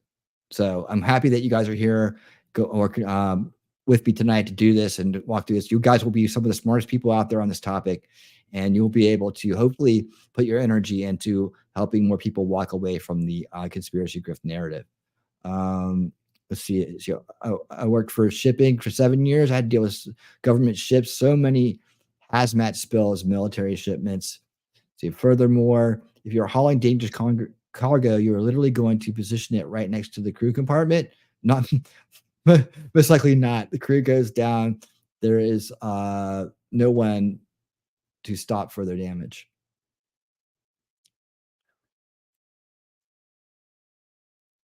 Shipping is a shady business. It is a shady business, I guess. Yeah, there's a lot of importing, exporting going on. There's a lot of things hidden in those containers we don't know about. A lot of backroom deals. But I mean, to operate the ship, to you have to coordinate with governments. So they're gonna try to get their cargo. If they lose their cargo, they lose their money, could lose their business. So they're highly invested in making sure their cargo gets there all right. Let's finish this. In the statement, is that there are 22 crew on board, all from India, according to that company that owns the vessel. The NTSB gave a slightly different number of 21 crew on board. I'm not quite sure. Maybe they were saying there's the captain and 21 crew. That's a possibility. There are also 2 pilots on board, local qualified captains who help guide vessels safely in and out of the ports. They were navigating. They would have been in command whilst the vessel was going out to sea. Now, of course, both of those guys are US citizens. The pilot has authority over the captain when on board and will direct the bridge crew until he leaves. Now, of course, if there's a blackout, then the pilots and the rest of the bridge team can't really do anything about that. It's down to the engineers to get things running again. The point of mentioning the pilots is just because of the conspiracy theories about the ship being deliberately steered into the bridge. A statement by the executive director and general counsel of the American Pilots Association, Clay Diamond, he said the following. He said, just minutes before hitting the bridge, there was a total blackout of the ship, meaning that the ship lost engine power and electrical power. It was a complete blackout. The pilot then did everything he could have done to slow the ship down and keep it from veering towards the bridge pillar, Diamond said. Now, with reference to the blackout and the lights coming back on, Diamond said it was likely due to an emergency generator activating after the initial blackout. We talked about that in yesterday's video. But the ship's engines never turned back on. Now, that's part of the statement. Now, the Maritime and Port Authority of Singapore, where the ship is registered, confirmed that Dali had lost engine power, saying as a result of the loss of power, it was unable to maintain the desired heading and hit the Francis Scott Key Bridge. Now, a caveat there, we saw the smoke plume from the funnels. And as I said in the previous video, this is common when engines are being restarted. Now, it could be that the engines never fully restarted and the smoke plume was them turning over and not being able to, not being ready to use, them not able to engage and to be able to actually be used to maneuver. Okay, so we'll go on to some questions that we've seen repeatedly in various places. Why not use the bow thrusters? Well, the bow thrusters are electric, they have electric motors, so the loss of power means they wouldn't have been working. Next question, would Voyage data recorder still work with a power failure? Well, yes, the VDR has a backup power. The vessel would have a DC backup battery bank for the entire vessel. Only selected emergency items will be plugged into this, and most of the bridge should have been connected to this, including the VDR. Now, this is done with about 50 or so huge 12-volt batteries in series until you get 400 to 500 volts DC. In the event that this tripped and failed to operate, which I've seen myself, the VDR would have its own small UPC that should have operated seamlessly for a mandated amount of time, which I think is about 2 hours. And we can't verify this ourselves, but reports from Bloomberg have said that the VDR momentarily stopped recording when the ship lost power at 1:25 a.m. local time. So the report from Bloomberg said that NTSB's investigator in charge, Marcel Muse, said that the recovered Voyage data recorder had helped them establish a timeline of events. He said there were numerous audible alarms were recorded on the audio from the ship's bridge at 1:24 a.m. This is when the first blackout occurred. If we go over to the footage that was live streamed at the time, you can see 1:24 a.m. is when the power is lost on board the ship. This is back to the article now. About the same time, the data stopped recording, though it resumed shortly after tapping into redundant power source. The VDR came back on before hitting the bridge, it should be noted. Now, Mr. Muse also said that at 1:26 a.m., the ship's pilot made a high-frequency radio call for the tugboats to assist the Dali in what was the first sign of needing help. Not quite sure why he used a high frequency. VHF would have been more appropriate. Maybe it was just the nearest radio to him. The pilot later dropped the port anchor and made another call at 1:27 a.m., reporting the ship had lost all power and was approaching the bridge. Now, between 1:26 and 1:27 a.m., the port anchor was dropped. Now, if we look at the AIS data, this was after the vessel started to turn to a starboard towards the bridge pillar. So he was trying to use dropping the port anchor to make the vessel spin away from the bridge, which all sounds correct. Remember, the impact with the bridge was at 1:28 a.m. So the power failure of the VDR would point to a failure of the battery backup for the VDR on the bridge. However, as I said, it came back online before the impact with the bridge. So, okay, next question. Why was the anchor in the up-down position? Somebody's asked the question, meaning that it should have been at an angle. You know, if the anchor was dropped, why was it going straight down in the water? Well, the crew dropped the anchor to try to slow the vessel, as we mentioned. the vessel's the size of the Eiffel Tower. If you were to stand it upright, it's the same size as the Eiffel Tower in France. Now, the anchor was probably dragging along the seabed, and it was unable to stop the ship. So by the time they hit the bridge, the anchor was just being dragged along. It just depends on how much anchor chain was dropped. And dropping the port anchor would cause the ship to turn to port if it dug in and the vessel was able to turn. Next question, where did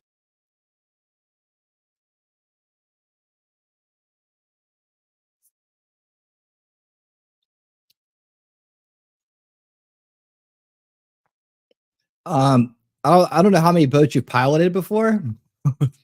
The size of the Eiffel Tower and that short range. But yeah, I'm guessing you're leaning towards that, somebody, this was intentional or something. But yeah, I mean, obviously they had to lower the anchor, right? It's going to drag a little bit. And obviously, it wasn't completely to the bottom by the time it hit. I don't think it hit the bottom that fast. But obviously it was dragging, trying to slow down this huge ship. And as far as it goes, man, let's see, take a look back right here.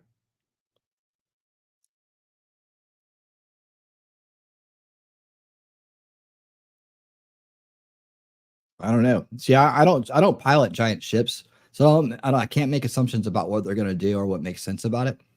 I know, if you think about it, you'd think, okay, it's going to hit that. It wouldn't swing the end out, right? Kind of happened. We don't know what it was dragging on, if it had anchored on anything yet. I would say hold that thought, and I'm sure it will. The answers will come about along the seabed, no pun intended. And it wasn't able to stop the ship. So by the time they hit the bridge, the anchor was just being dragged along. It just depends on how much anchor chain was dropped.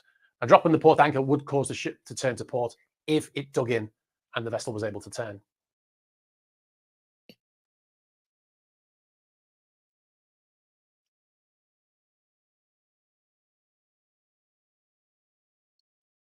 If it had dug in and it was able to turn.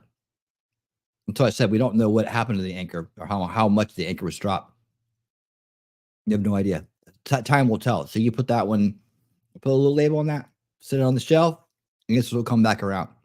But if you're assuming the anchor immediately hit the bottom and anchored in to a with no length and nowhere able to move, then you're kind of like AI in this a little bit. You're kind of like filling in the gaps because we don't know those details yet.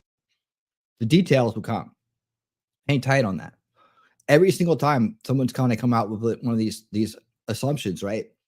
A day later, hour later, a couple days later, the evidence comes out and it totally disputes it. That's the whole point of this stream. The knee-jerk reaction, right? And what it does to people's minds, right? Now you run out and you start screaming about terrorist attack, bridge, cyber attack, terrorist attack. Which one is it? Is it one or the other? Where is it from? Is it from Ukraine? What country? All this other stuff, right? And you're spinning people up. And then it turns out none of it turns out to be true. What are people going to think about you the next time you come out there and say something? We talked about the, want to say something important. The next time you have something that's important to say, it may be right. Right. And now they're going to be like, oh, we ain't listening to that person. Last time they thought that ship accident was a terrorist attack. Why would I listen to them again? They haven't sat here and talked to me for an hour about it. Swore up and down it was a cyber attack. And it turns out it wasn't. And we talked about like the sky is falling, the boy who cried wolf kind of scenarios that kind of go on. There's fables, those stories we had growing up that had points to them, parables, right? Or not parables, fables, right? Or whatever. They have a point to them. And how no one would listen to the boy who cried wolf, but then when a wolf came, he got ate by it, right? No one would listen to him. There's a wolf. There's a wolf. Sure, there is, right? That's the whole thing. Like that plays out, especially when these kind of like knee-jerk reaction, kind of like conspiracies are allowed to flourish and thrive. It brings out the paranoid, the opportunists, brings out the grifters. It brings out all the people who are going to sit there, and it brings out the COINTELPRO, man. Why not? Why would you not want to push the group that is out there into the land of incredibility, like discredibility, right? To discredit your enemies. They love it. They love this stuff. You know, because then they just point to it and go, hey, look, see, they thought this was a terrorist attack. They don't know what they're talking about. Don't listen to them. Vote for Biden, right? So, again, that's why we're careful about it. That's why we're really careful about it. So I would say, if you have your concerns about the anchor, wait till more evidence about the anchor comes out, right? About why that is. They will investigate. They will investigate every inch of this accident to understand what went down. That'll become part of the knowledge base to move forward, to build better ships, to have better procedures, to build stronger bridges. This is a prime example of learning from your mistake, right? So I would say, put that one in a jar, and I'm sure the answers will come. And when they do, I'll find you and let you know about them. Next question: where did the power come from to drop the anchor? Well, you don't need the power. You can drop it purely from gravity. You know, anchor's very heavy. Just removing the brake, the anchor will start to drop very quickly. All right, guys, I'm going to leave it there. I hope.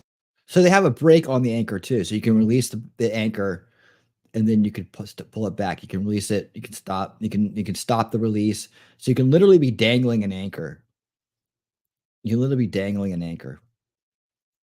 But I'm curious about all that too. So I'm interested to see what the results are. I'm not going to be like, oh, well, see, now it's totally going to be the complete opposite of everything, because this one little thing that I'm not an expert in and I can't tell you about, because I don't drive cargo ships. I don't. This information has been of use. I'm good job. This guy's doing a good job. And like I said, this isn't his normal bag. Like this isn't what he does normally. He does shipping, right? So he's not normally having to answer and debunk things for people, but I'm glad there's an expert out there like him who's doing it, right? Let's see, remove that. Let's see what we got next.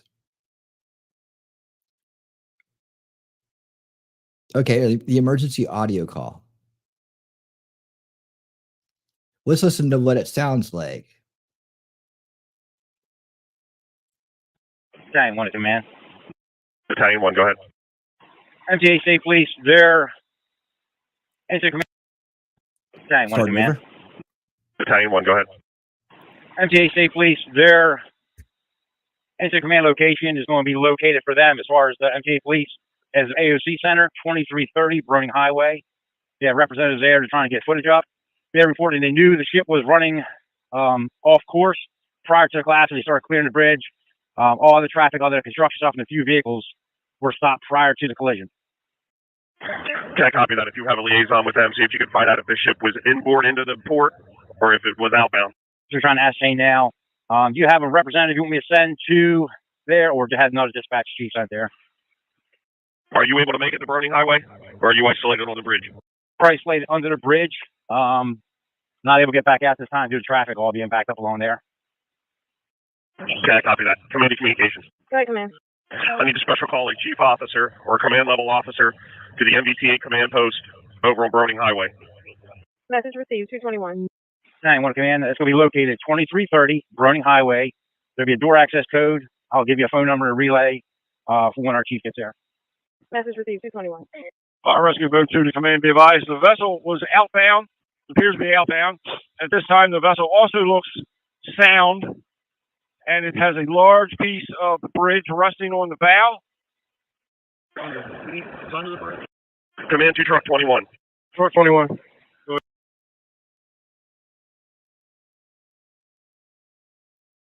Okay, so this is an emergency call. I grabbed this one at the last minute. Hold on one second. I don't think that's of interest in this case. Oh, here we go. So we talk about, like, people say, well, how can this bridge just fall down because a boat hit it? That's another one you're gonna hear. Oh, that's impossible. It had to be explosions. There had to be something going on, right? All right, here we go. Ken Davis, he is a structural engineer and owner of KH Davis Engineering Consultants in Toronto. Ken, as Tony Grace was just reporting, this cargo ship struck the bridge early this morning, but we heard from officials there that this bridge was up to code, that there were no structural issues with it. So how does a bridge nearly 3 kilometers long come down then like a pile of dominoes? Well, it's shocking to see the images of what happened. I was able to, excuse me, see a YouTube video that showed sort of a time lapse of the collapse. And of course, it appears that the ship was errant. It went off track. And I'm guessing that it just plowed right into the bridge pier, which of course provides support for the entire structure. If you look carefully at pictures of the bridge before the accident, you can see that the support that failed consisted of a very heavy concrete beam supported on what initially might look like 2 pillars, but in actual fact there's 4. And I'm thinking that if there was an impact on one of those 4 legs, that would have created an instability and caused that entire span. And you're talking about 1, 2, 3, 4. These 4, not the outer ones.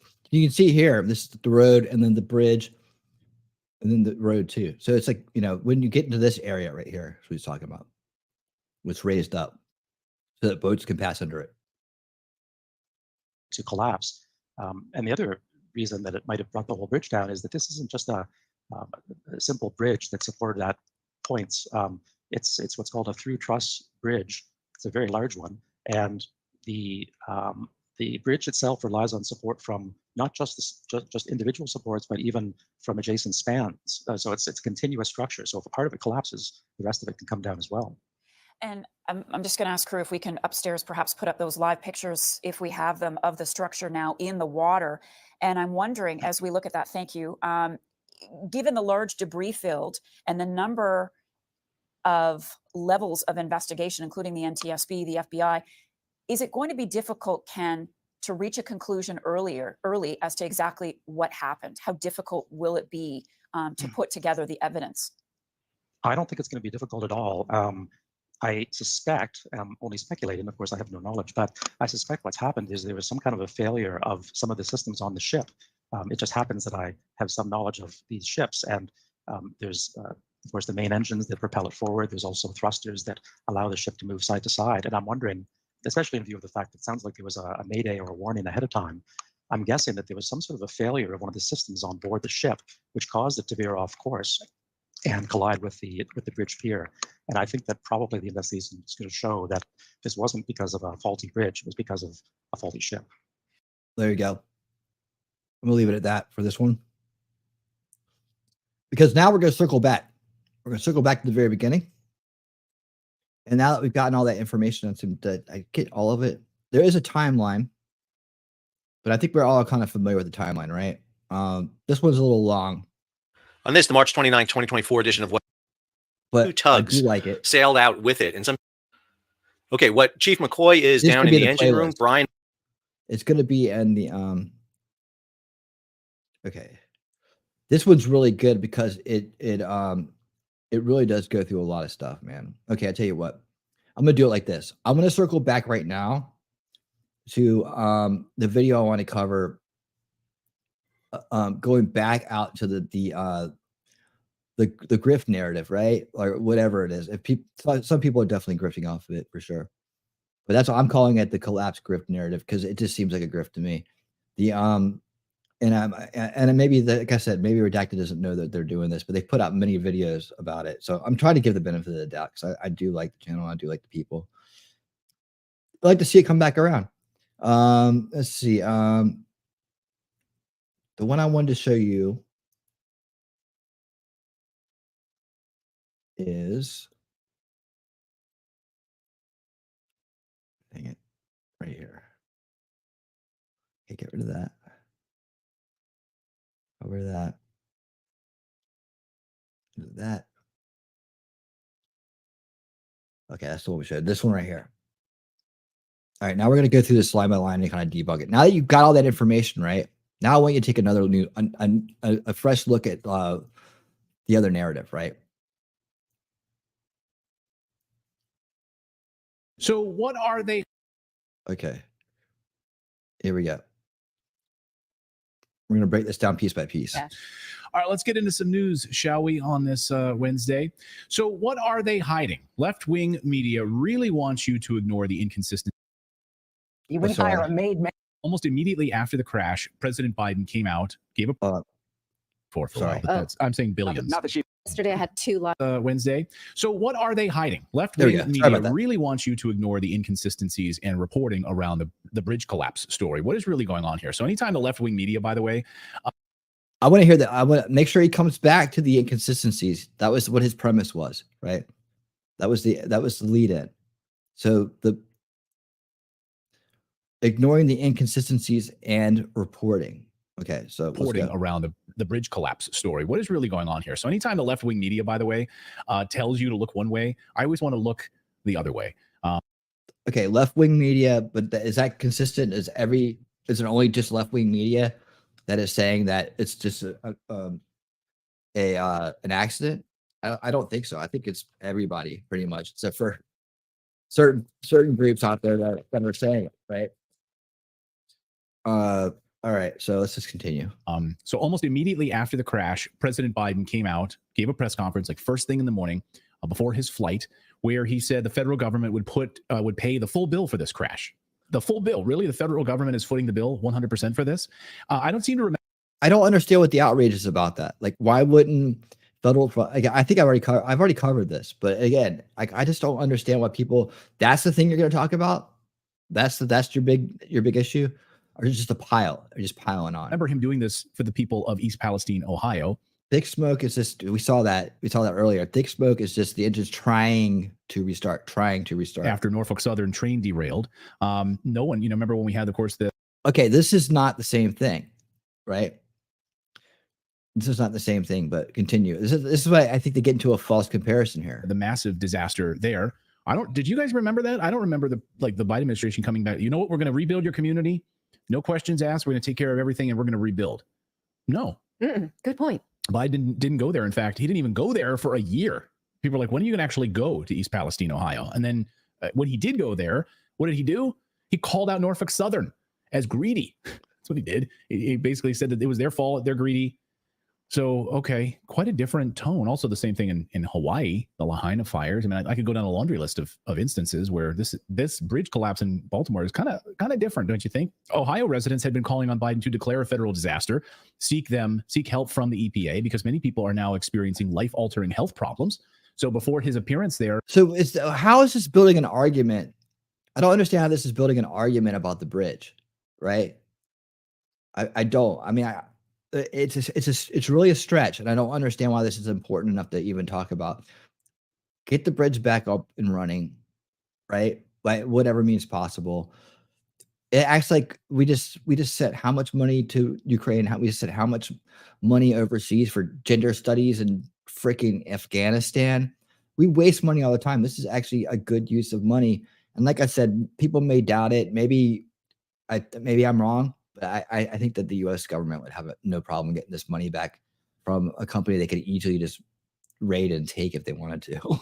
So, just a few weeks ago, the residents are like, can you have the EPA? Yeah, but see, here's the thing. Again, I see what you're saying, but this isn't impacting the entire economy and holding up shipping of an entire state, right? It's not or for an entire country. It's not a critical infrastructure. Cleanup, habitat restoration, personal damages. I hear you, and Exxon paid for it, but this isn't critical. If you're talking about the government paying for it and why Exxon had to pay for it, it's because this isn't critical. Like, they need to get this bridge and this mess cleaned up like yesterday. Every day it's costing a more, like they're losing there's a large amount of money being lost. Let's put it that way, right? So I think that's why they're doing it, right? What am I wrong about? What excuses? But go ahead, let it fly. Issue some sort of investigation here, because we're suffering all kinds of health problems here. So it's very strange that Biden came right out and immediately declared federal money and a response. Watch. I just don't think so. I mean, I don't think it's strange. And okay, so let me put it this way. What if Trump had come out and done it? Right? We're going to clean it up. It's going to be the best bridge ever. We're going to fix it. Would everybody be having a problem with that? I mean, I'm not sticking up for Biden. I hate his guts, but Exxon was destroying the environment. Yes, but it wasn't holding up critical infrastructure that affected jobs, lives, and everybody in the United States. It was offshore. I get it. And they paid for it, right? They paid for it, right? I get it. But this has nothing to do with the port. It had nothing to do with the bridge.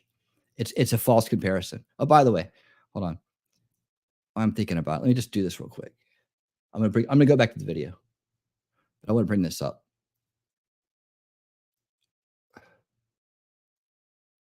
Oh boy, can't see that very well. Let's scroll in. Oh, look, it's our top fallacy sheet, right? So we can go down here and we can look at every fallacy that's false logic, right? And what they are. And then we can actually find the fallacies on this list and it'll tell you why they're fallacies, why it's false logic, right? And why that is improper form. You see, this is how propaganda works. It's by using fallacies. That's how false narratives are created. Can you guys even see that? Hold on. There you go. Right, these are just the top ones. This is not even the entire list. It's just the top ones. Right, so you have all this in here. So we can just keep this list handy, and we can go down and find exactly what fallacies are being used. Right, like false comparison is a major one, and you have many others. Selective evidence, false alternative, appeal to ridicule, appeal to ignorance, straw man, ad hominem, red herring, slippery slope. These are all logical fallacies. And if you understand the trivium and what true logic is, you'll understand that false that creates a false premise when you hold things up with fallacies and you have a false premise. So it's not real logic. In fact, every lie and deception is built off fallacies. So that's why we know these.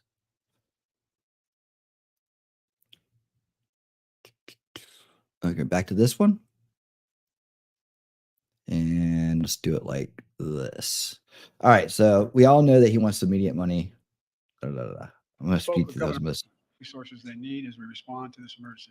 I mean, all the federal resources. And we're going to rebuild that port together. Oh yeah. So I mean, it's a tragedy, right?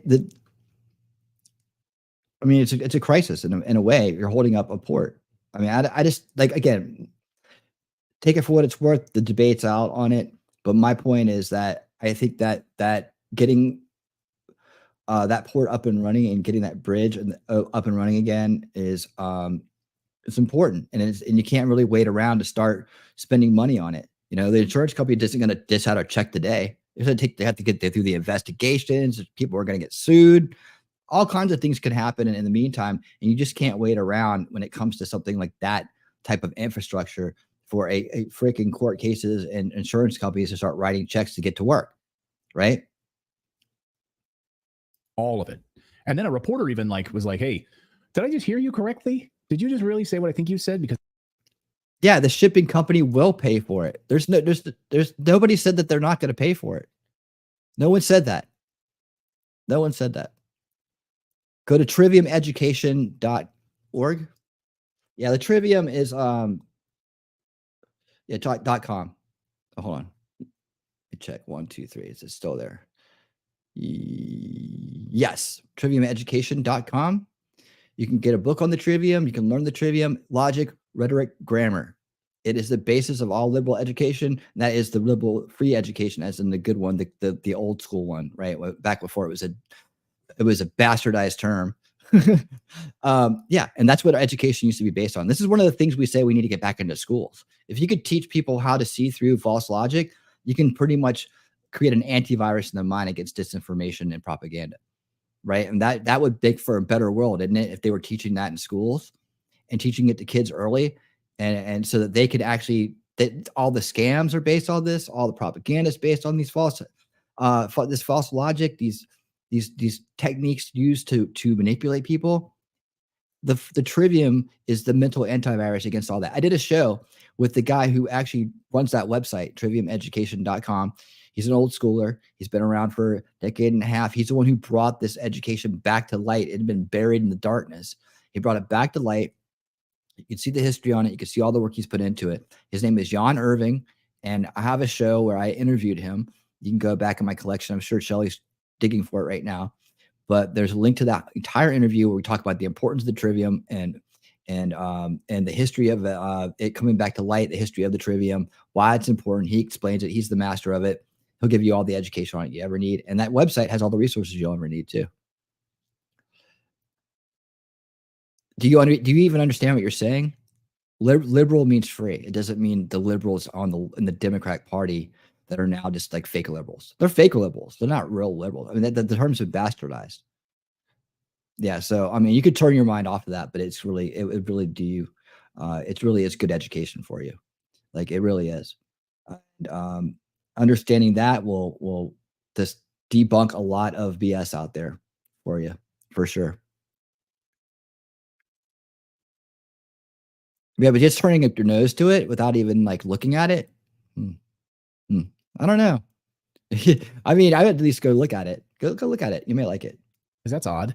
And good for this Or reporter just to watch do my like video an immediate here. follow-up. A Watch lot of this times one. it just goes Watch right that. over people's heads and they don't understand the context of this. Cool. But this reporter Thumbs up. Thumbs managed up. to ask this question. Wait a second. Did I hear you correctly, Mr. President? Watch. The federal government's also going to pay for the repairs. I'm just curious. This was a ship that appears to be at fault. Is there? I mean, I agree in the end that the shipping company should be paying for it, but I'm just saying that for time's sake, let's just get the shit fixed. Reason to believe that the company behind the ship should be held responsible? And then also, you That mentioned happened. We're going to pay for it to get the bridge rebuilt and open. What did you? It's interesting. Rebuilt and open it. Okay, it's interesting. I don't think it's that big of a deal. I mean, honestly, compared to what all the other allegations out there, we're supposed to focus on the money to get the port running again. I just don't. It's an amazing response to have first thing in the morning. Like, it's my opinion. It happens at 1:27 a.m. Yeah. First thing in the morning, the Biden administration already has a response to this, and they also in that same press conference said nothing to see here. I don't. Okay. Okay. Well, as one of our favorite Twitter accounts, Cat Turd, pointed out, the bridge. Why is this? Why is this? Okay, yes, the official investigation hadn't been done and determined, but they have an idea of it, right? The insurance investigation, 8 a.m. the next morning, people were working at night. They could have had this on his desk with a statement. This is not unheard of. I don't understand why they're harping on this. It seems like sensationalism, like it's a reason to get people outraged or something like that. And, 4 hours later, Biden hit the mic, says, Texas would pay the full rebuild. Okay, that's a half statement, right? Like if he comes out there and says, look, we're just going to pay for it. We're not going to try to get any money from the insurance company. Then I'll have a problem with it. But right now, it's just trying to raise suspicion. I don't get it. And this is what the conspiracy grift is all about. Like it's just about raising suspicion, right? And then getting 27,000 likes off of it, 1,400 comments. I mean, I'm putting out education and truth, and I can't get close to I can't get 3 hearts, all right, on my over there on X. And like this shit gets like, I mean, I know he has a lot of followers. I don't have that many followers, but I mean, still, and these are the half statement, right? Nothing to see here, right? That's an insinuation too. So I mean, I think we can do better than the other side. Like this is like tactics I think I would see from like woke people trying to prove Trump's a racist, right? Like the same kind of tactics. And I just my thing is that we can do better than that. If we become what we fight, we are them. We've lost. Collapsed at 1:30 a.m. By 8 a.m. the next morning, all officials had done an investigation and determined it was just an accident. 4 hours later, Biden hit the mic and said taxpayers would pay for the full rebuild. Nothing to see here. Pull my finger. So maybe it is nothing, right? Maybe we just foot the bill and then you pay us back, right? Okay. So why was that so hard to say? I mean, just wait and see. Wait and see. The shipping company, Forrester, the group, I'm sorry, Maersk. It's all weird ownership structure. But anyway, you'll pay us back. But the train crash is a great example of how there were arguments over who was at fault. There's litigation, even still, who's insurance. Okay, that was one train track. We're talking about a major port. This is a false comparison, in my opinion. Should be paying for it. But I mean, I'm not. I guess we pay for all accidents now. Does that include, to what level, right? See, to what level? If I drive into a pole? Okay, so now we're getting into fallacies. See, this is a fallacy right here, right? So it's a more false comparisons. So you're trying to equate that if you drive into a pole in your car, a pole in your neighborhood, right? A pole not impacting anybody else but you, the government should pay for it. That's a false comparison. This is a fallacy, right? And it's just, and what is it going to do? It's just to incite outrage. It's not it has no purpose. And this argument has no purpose because all you have to do is wait and see. What are you planning? Are you proposing that we go march down to Washington and we demand they don't fix the bridge? I mean, what is the purpose of this argument? This is what I'm saying. Do I not have to pay for that? Right. I mean, exactly. I mean, if this is an accident, people up, then shouldn't the federal government just pay for all of our accidents now? No, that's a false comparison. That's a fallacy, false logic. No, they shouldn't. And it has nothing to do with that. This is an international port. It's an international port, right? Shipping containers. Hey, anybody want their Amazon deliveries held up for a month and a half? Anybody? How about, I mean, what, again, man, they don't get it, but that's okay. I think they're just trying, I just want to say, they think they're trying to outrage. And as they're saying this, they're gaining members. So I hope this isn't just to gain members of people who are, don't have the full picture of how this stuff works or how propaganda in general works or anything like that. I hope this isn't just a grift to make money off these people and you don't really mean what you're talking about. But I watched the other coverage. I watched the UN coverage. I watched the WF coverage. I see the guests you get on. No, I don't think that's how you are. But it comes across that way, doesn't it? Like when you break it down, you stop for a minute and kind of dissect the words, it comes across that way. And it's been a very big disappointment to me and a lot of other people who watch this channel. That they're going to this lengths to sell this. I mean, it's not like there isn't other news out there. If we went by my attitude, we all be on welfare. There's another fallacy too. No way. Again, I just broke this down. I'm not saying pay for everything. It's an okay, hear me out. It's an international port. Okay. It's an international port. They got cargo coming in and out. It affects the entire economy of Maryland. Okay. You driving into a pole doesn't do that. A train in Ohio doesn't do that. An oil spill in the Gulf doesn't do that. All right. And like I said, to build up to it, I think out of all the stupid ways this establishment uses our monies, of all the stupid ways and all the unneeded taxes and all the inflation and everything they do wrong that I report on it and talk about and have educated on the entire time I've had this channel, getting this port back up and running isn't a bad call. Just get paid back by the insurance companies when they're done with their stupid court battles. That's going to make us be on welfare. I don't know. I don't know about that. All right. Like, and what level rises to the level the federal government's going to step in? What if I'm on a small boat, Right. When I have just an accident in a small boat. Again, do you see what I'm saying, guys? This is why I'm running over this. These are fallacies. I want you guys, I told you this could be a textbook example of how to debunk things and how to read into the fallacies people are using to get you to believe what they want you to believe, right? Or to believe what they believe, right? So maybe they are just confused themselves. I don't think that they are out to, I really think they want the best. They're parents. They seem like nice people. I'm giving them a very big benefit of the doubt in this thing, but they're not coming across very well here. Like I said, this is a peer review, and this is just it's feedback for improvement. That's all I'm offering. I will still use their content to make I will still use their content for as good examples of good stories about the WEF, the US, the UN, and other open conspiracies, the things we need to be worried about, the real danger, not some made up bullshit about a fucking cyber attack running a fucking cargo ship into a bridge, right? That's not going to do anything to stop anything ever. It's for commerce, which is what we're trying to repair. I mean, the big bad here is actually making the most sense out of anybody, and that's fucking scary. Or when it's snowing and Clayton backs into the backyard fence, which happened. Okay, you guys are going to keep on this forever? According to the New York Times or the Baltimore Sun or any of the major publications, the National Transportation Safety Board said it is investigating. So we'll have to wait, of course, until we get that official NTSB response. Here's the Baltimore Sun, though, this afternoon. Clayton Diamond, not to be confused with your humble host of Redacted, Clayton Morris. Clayton Diamond, executive director of the American Pilots Association, confirmed that the ship had a complete blackout and lost power to its engine and navigation equipment a few minutes before the collision. It never regained power, Diamond confirmed via email. I spoke to a ship's captain this afternoon.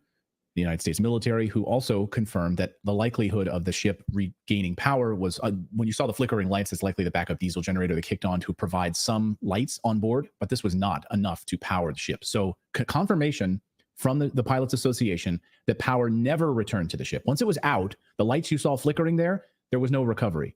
There was no shipping. There was no steering. Okay, so yeah, so you're trying to correct that, but now we just heard information as that they actually couldn't get it to start again because they'd have to have power back in order for that smoke to be coming out, right? They couldn't just be on generators. So we're both trying to work it out. Power, and there was no engine power.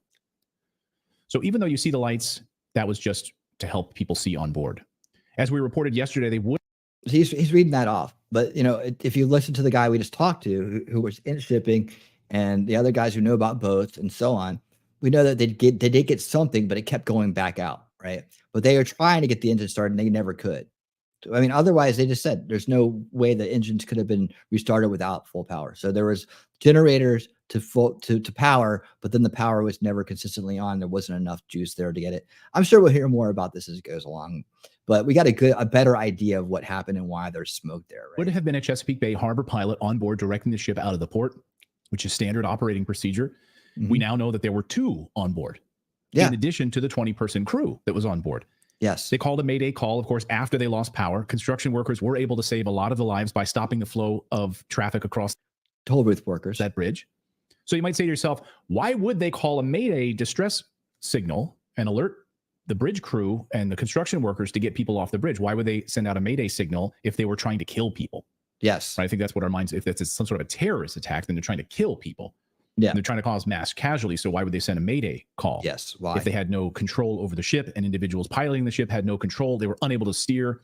And of course, they had no power. Well, that's assuming that they were doing it on purpose, not that something was being done to them. Which we'll get to in a second, right? Because if this all comes down, all this comes down to, as journalist Laura Logan confirmed with Laura Logan, we're going to meet her in a second. Journalist Laura Logan and her White House insider. Intelligence sources today that this was, in fact, a cyber attack. Really? How did they cyber attack a boat that wasn't connected to the internet? Do tell. So they would have called a Mayday. They're Americans. They're trying to save people's lives. They would have. Our ship just lost power. What the hell is happening here? Mayday, Mayday. We have no control over our ship. So this, which is totally plausible. When you see these hacker competitions, they can hack cars, they can hack elevators in your hotel. This is sad. It's really sad. I mean, I could tell she means it. They're trying to make logical arguments here, and they're not doing it. Not doing it. Okay, because hackers can hack elevators and cars and trains, therefore boat was hacked. Right? Therefore boat was hacked.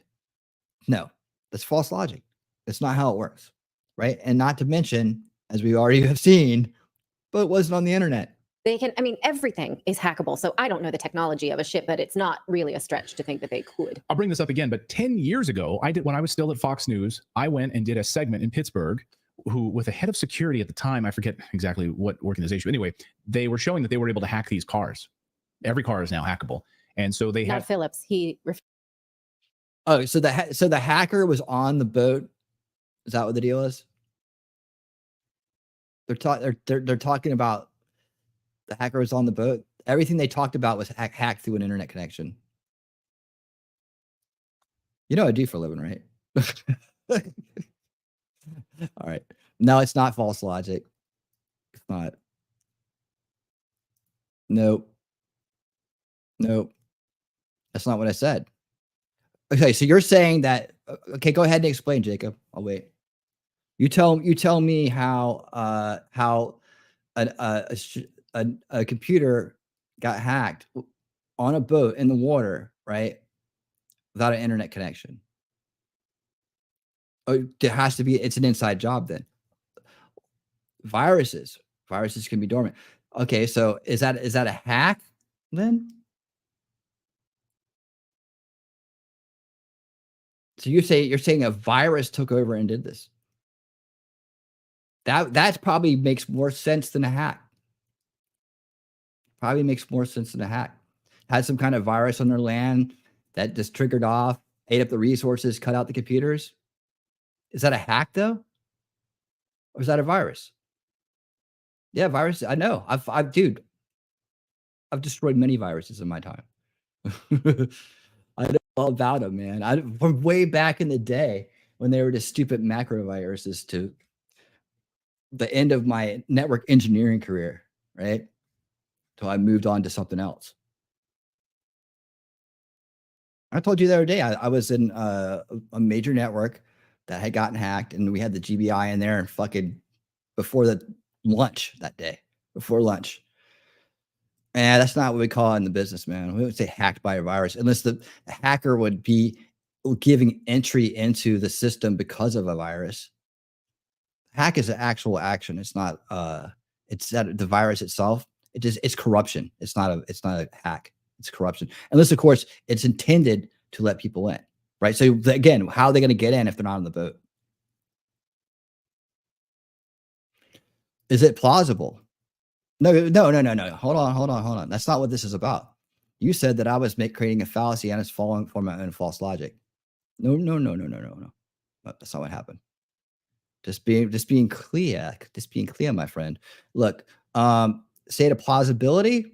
It's okay if it was connected to the internet, it'd be a plausible thing. I think the virus is more again, I think the virus coming online and causing something in the network to now I don't even know, I don't know the ins and outs of their LAN, right? I don't know the ins and outs of it. I don't think they're running on Windows.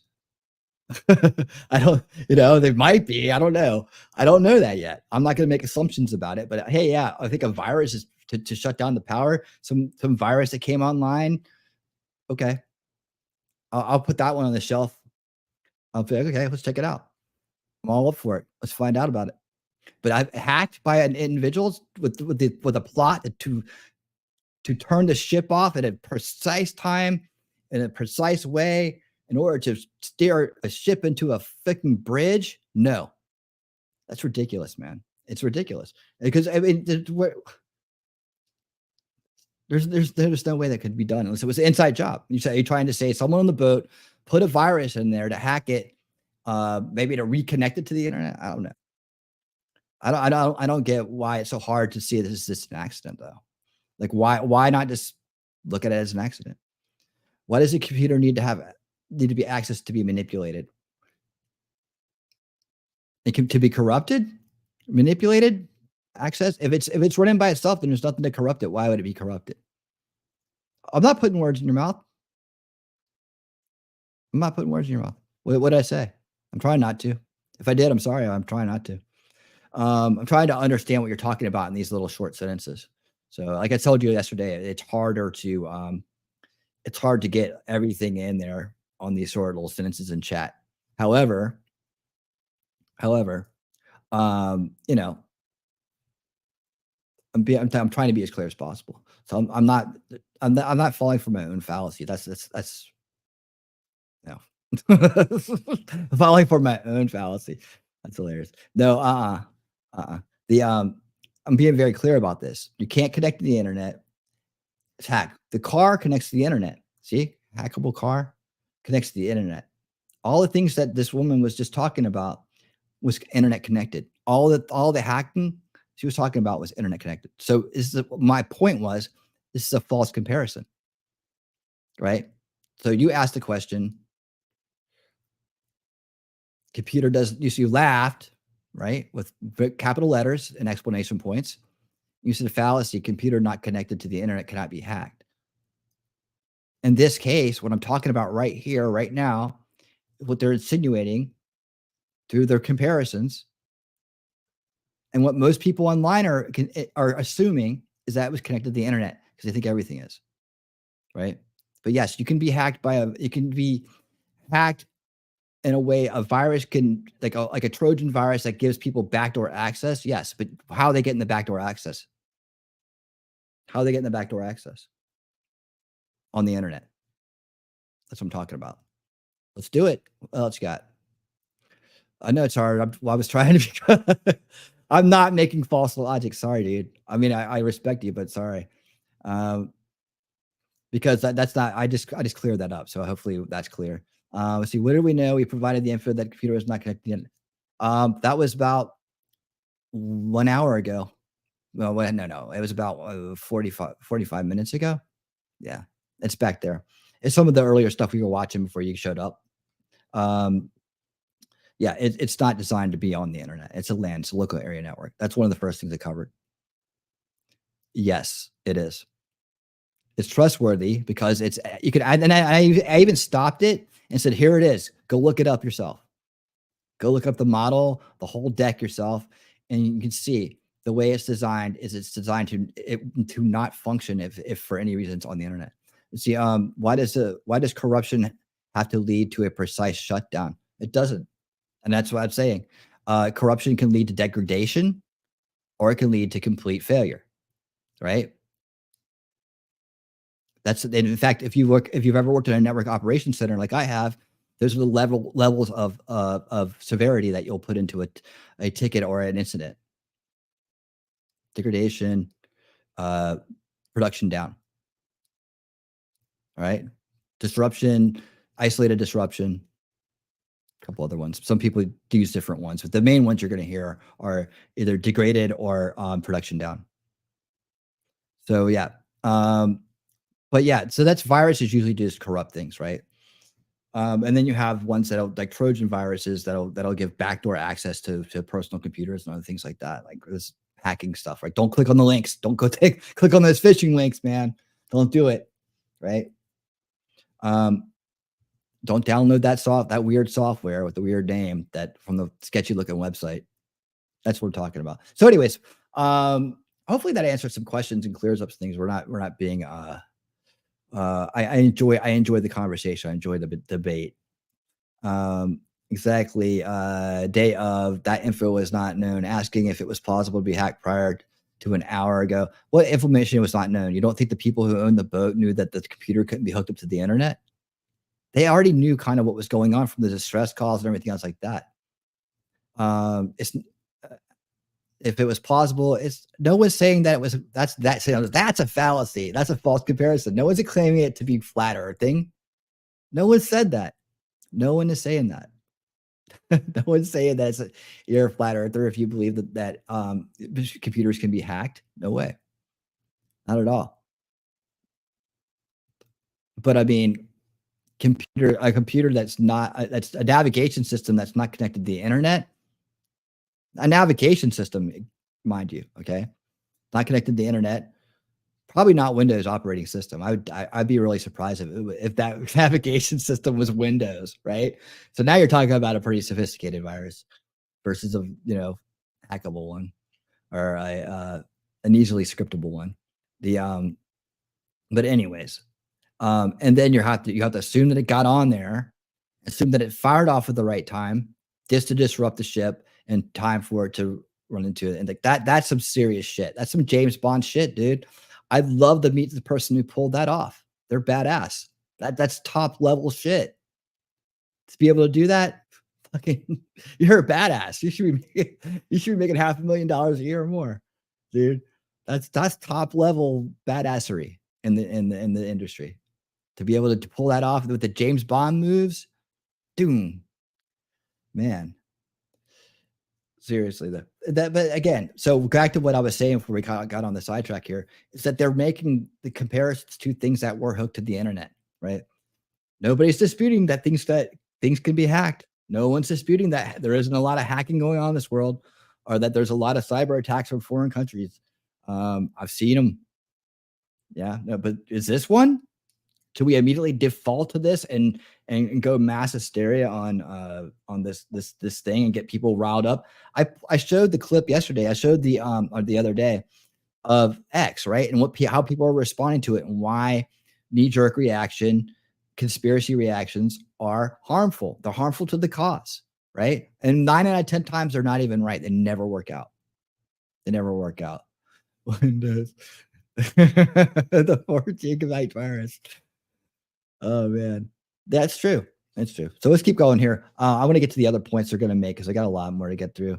Refuses to drive a car with any computers. This journalist, right? So I got in this car. They hacked the car. And they were sitting in a parking lot while I was driving the car. They hacked the car and they took over control of the car and they drove literally the car into a ditch. And they were sort of laughing about it. We were, You sure that wasn't It was their you car. that drove into the ditch? No, I was actually trying to hold it onto the road, and I was scared that they almost hit a tree, and I could have been. We were going fast too. They accelerated and they drove me off the road into a ditch. It had an open Wi-Fi connection. That's how they got into the car and took control of it, remote controlled it. They didn't do it with a virus, I'll tell you that. And I had no control over the car. Look at that studio. It's nice. Afterwards, I was kind of pissed because like you literally, I was almost hitting a tree. Like you could have killed me. Like anyway, so that was 10 years ago. Right. Think about the technology advancements now. Anyway, so this is what Laura Logan. Just the same. So maybe you could do it through a satellite. I don't know. Confirmed with her intelligence sources inside the Biden administration and outside the Biden administration. This is brilliant, she says. A well-planned strategic attack on one of the most important supply chains in the United States of America. Why are you coming to the microphone telling the country that it's not terrorism, she asked, when your own intelligence agencies are telling you that it is? Really? See, this is the vagueness of the statement. I'm gonna have to go find this lady and watch and see if she actually can give a full explanation of what she's talking about. So I'm only getting their version of it right now. Theoretically, still think it's an accident. I get you, buddy. I'm not saying the bridge was hold on, he's shouting. I'm not saying the bridge was the target. The ship was the target of the hack. Of course. Did I say that? Are you talking to me or somebody else? You might be talking to somebody else. I zoned out of the conversation. If you are talking to me, do an at winning for me, Jacob, just so I know that you're talking to me. Hold on.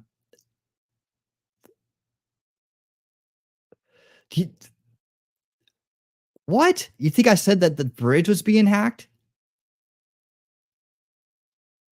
What question? What's the question? Yeah, well, if the question is a fallacy, then or a false, it doesn't make sense. How am I supposed to answer it? It's like one of those questions where somebody sets you up. And I'm not saying you're doing that. I'm just saying, like, I will question a question if it doesn't make sense, or but go ahead, ask the question directly, whatever it is, and just put my name on it so I know you're talking to me. You mean when we're all fighting to have more integrity in the world? Yeah, that's definitely true. Theoretically, I still think it's an accident. Okay. So what's what the so what are we debating? We know that the ship's computer is not running on DOS. Right? It's probably running in Unix or Linux, right? Probably is. No, Jacob, just be clear, buddy. Just be clear. All right. Let's continue with this. Now, this lady Laura, right? She comes out of nowhere. She's now the big source. She's now the big expert to go to. Not the shipping guy, right? Not the people that are actually putting out videos that do this stuff all the time, that are explaining it in clear language what everybody's seeing, right? And that's the key thing is, like, if you're not an expert, right? This is the thing that happens with when people are smart, right? But they're not an expert in something, but because they're smart and they've had success in other areas or are good at other things, they think they should be able to figure it out. Like it's that condition, right? And I just learned to step back from that as best as I can. If I ever catch myself doing, I try to step back from it. But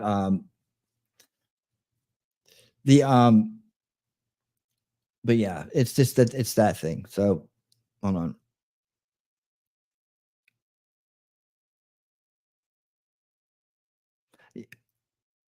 Your eyes can deceive you when you don't have expertise. There's little things you don't see. It's kind of like, we all go to LawTube, right? Like LawTube, like law channels. It's kind of like when the lawyers are like, we're playing like armchair lawyer, and we say a bunch of stuff in the law. The lawyers are like, no, that's not how the law works, right? No, because they are the experts. They've seen it a bunch of times, right? And they're telling the crowd, hey, yeah, I know why you might say that. I know why you might think it, but your eyes are kind of deceiving you, or your thought patterns. It seems logical, right? But it's not in this court setting. It's not. This is what you have to do. You have to prove this. This is why it works this way. And I've had lawyers have to tell me that too. And I feel like, why can't you just do this? And they're like, no, that's not how it works. You have to do this. This is the way it works. If you don't do that, you're going to lose your case. Right? So they have to follow strict boundaries and procedures that the average person like us don't know. We just don't know it. We can think, oh, this would be right. Right? Because we're smart people. We can see the good outcome in it, or how this seems fair and just to us. Doesn't mean that's how it works. right? That's what the lawyers are there for. They tell us that stuff, right? Same with the experts in boating and shipping and navigation and you know, all the way up the ladder. I won't even get into the other realms that this type of reaction can cover. But I would say in this case, right? In this case, a bunch of journalists making assumptions can be very dangerous. And I think that going to the experts in these cases is the right thing to do. And I'm talking about not even governmental experts. I'm talking about people who just in the industry and know what they're talking about. They've been doing it for decades, right? They are passionate about it. They're passionate. There's a lot of people that are passionate about fucking shipping, and you wouldn't believe how many people are passionate about shipping. I know it seems weird, right? But they are. They are. With her own intelligence sources. Listen. This is her right here. Okay. And she's almost Steve Bannon of all people, right? And so this woman, right?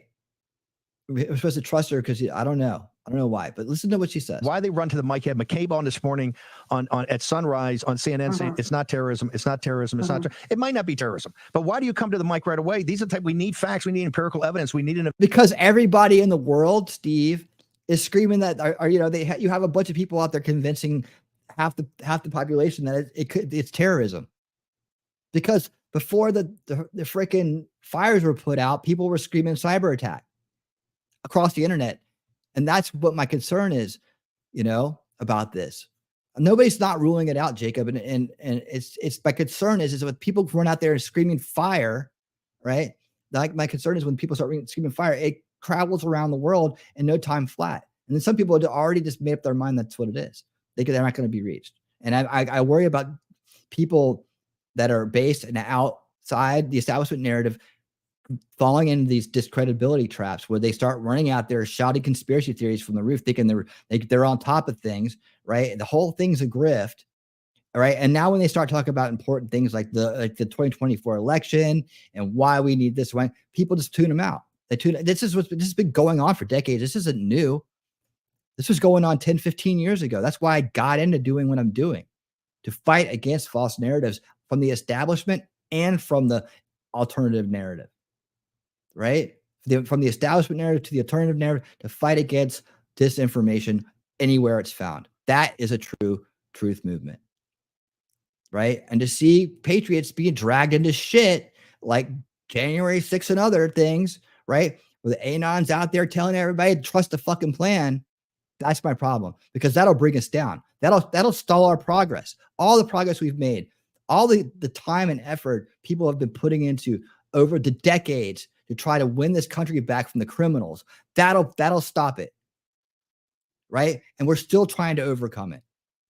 We're still trying to overcome it. We need every ounce of credibility we can get. We need every ounce of unity we can get. And these topics are divisive, and they take a hit on credibility for people. You know, absolutely. You have brilliant ideas, you have great ideas, and you're getting through to people, and you come out and you start spreading a bunch of BS you didn't look into and you didn't wait for the evidence on you. That's what does it. And that's what I'm pushing back on right here. I'm not even writing Redacted off. I'm just saying this is a lot of people are doing a very bad job on this story. And it just reminds me of Sandy Hook. It reminds me of all the other bullshit that's come before this. That's completely, I mean, dude, half the censorship we have online right now is going on because of the Sandy Hook shit. That was the basis for going after people in a lot of different avenues. Right? We lost so much. All the struggles, all the shit that I deal with on YouTube just to have a channel and try to get out there and reach people, right? All that suppression, all that censorship, all that copyright claiming and all that stuff like that, where they're not doing a good job with any of it. People, you know, all that's a result of these previous conspiracy theories that were bullshit. And they wrote people into believing that children didn't die. That's what I'm talking about. That's what I'm talking about. You know, and I'm passionate about it because I've dedicated my time to it and to realizing this is a major issue on our side, and we have to deal with it. And, you know, if people have the courage to come out and talk about it and risk, you know, offending a few people in the crowd or whatever, got to be done, man. The end result is if we don't beat the establishment, we don't get any of this anyways, right? All this goes away. It all goes away. That's why I don't waste my time on my words, you know?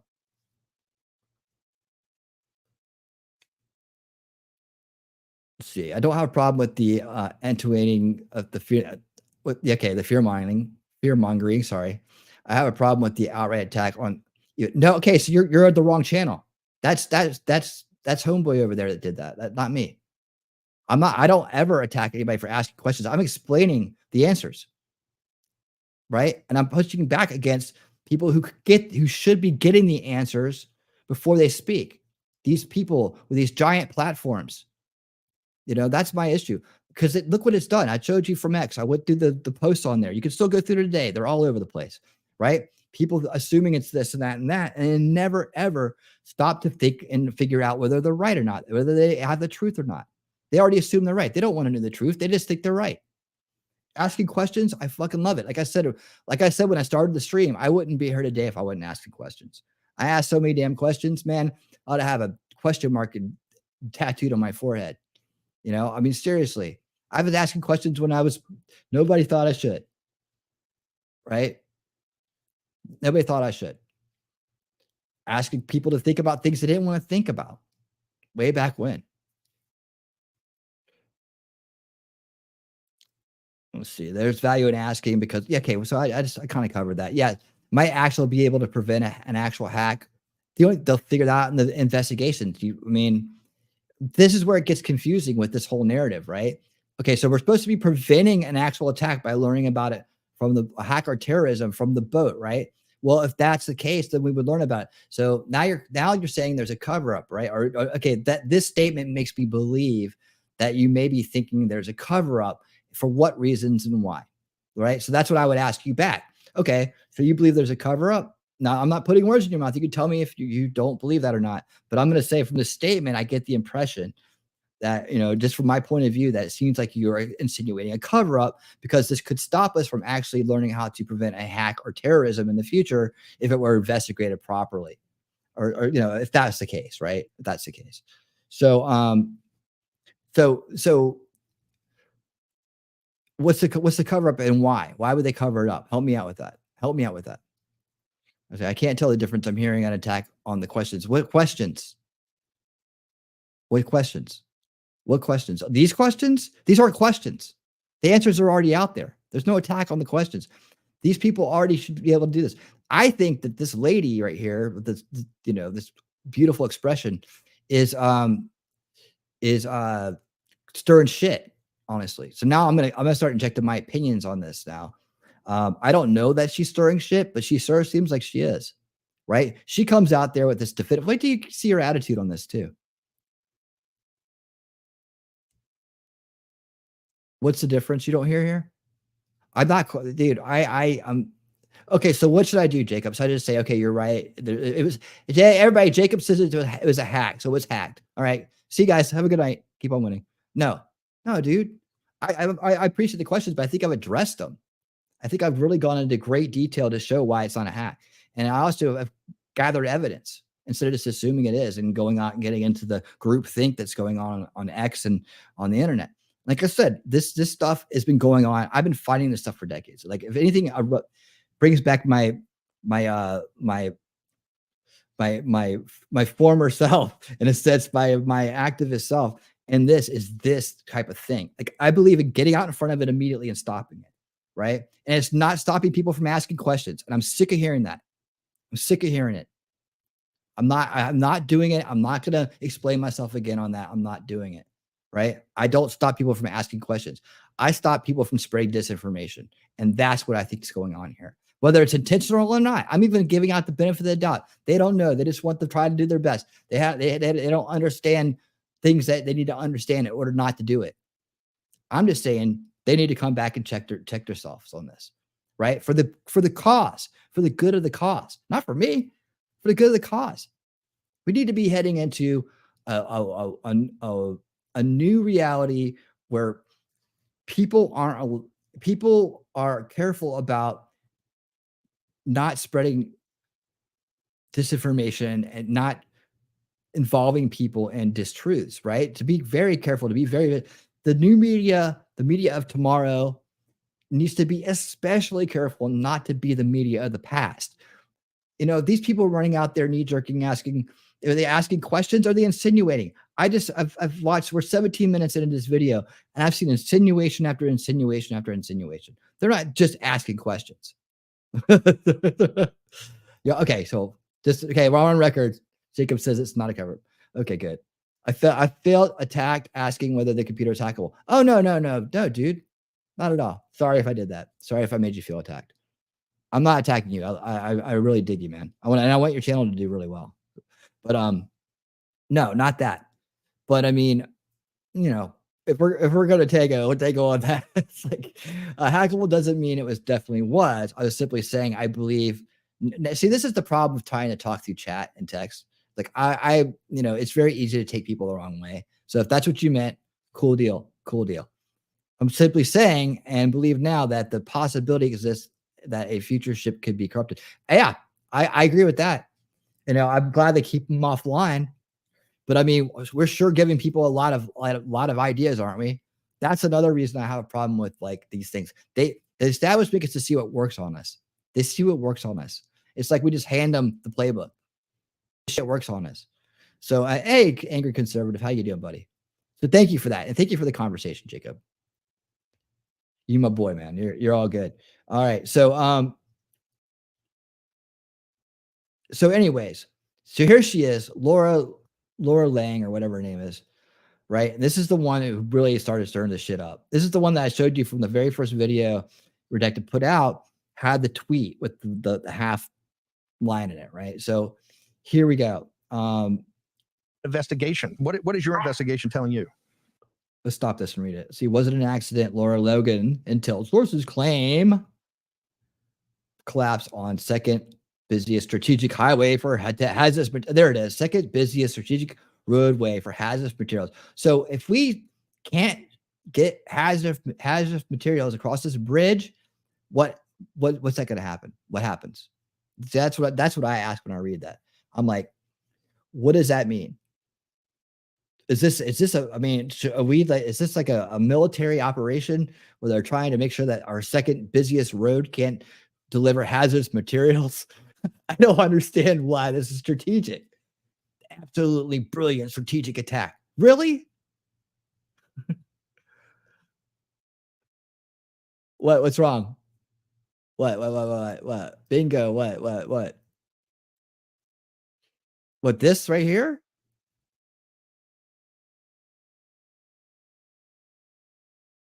I don't understand what that means. Okay. I'm guessing it's all good. See, there are many questions surrounding the crash, especially regarding the alleged power outage. The power didn't really go out. All right. The cargo ship was experiencing only moments before the crash. The mainstream media continues to report the curious collision was an accident. So, okay, so now they got the GOAT, right? Look, just because the mainstream media doesn't have an agenda behind this and actually reports what they know, that happens, guys. Okay, otherwise, 100% of everything that comes out of the mainstream media is false. You can't get locked into that either, right? It's when they're on agenda, on point, that they're propagandizing. And of course, they're always socially engineering things, right? When they pivot to the agenda, right? Like they were doing leading up to Sandy Hook, which is why so many people fell for the bullshit. I have a best question for you, Steve. False narrative about that, right? Because the media was doing such a shitty job of covering it because they were so concerned with pivoting to the 2A agenda, their 2A band agenda, right? To come after the guns. That's why they were doing such a shitty job of covering that and not following up on it, because they had immediately pivot to I figured this out way back when it was happening, right? Way back when it was happening. Same with every time there was a bombing. Every time there was a bombing, they would pivot away from the details, right? And they would never come back to fill them in or correct themselves, right? They were doing a shitty job because they wanted to pivot into more security, less rights, right? So they were on agenda, socially engineering through these stories, but they left so many gaps and did such a bad job with journalism, right? That it left these huge gaping holes for people to fill in the blanks like AI does with a picture, you know, or like with a text prompt, you know. That's what I'm talking about. So let's continue with this. Let's see. Hold on. This is where she's gonna ask Steve you know, he's an idiot because he's not doing something. Need an investigation. What is your investigation telling you? Well, I have a better question for you, Steve. Why are you coming to the mic telling the country that it's not terrorism when your own intelligence agencies are telling you it is? Stop. What'd you guys think of that statement? What'd you guys think of that statement? Why are you, Steve, coming to this mic and telling people it's not terrorism when your own intelligence agencies have? Where did our intelligence agencies say that? Oh. Oh, good. Cheers. Awesome, Jacob. Awesome.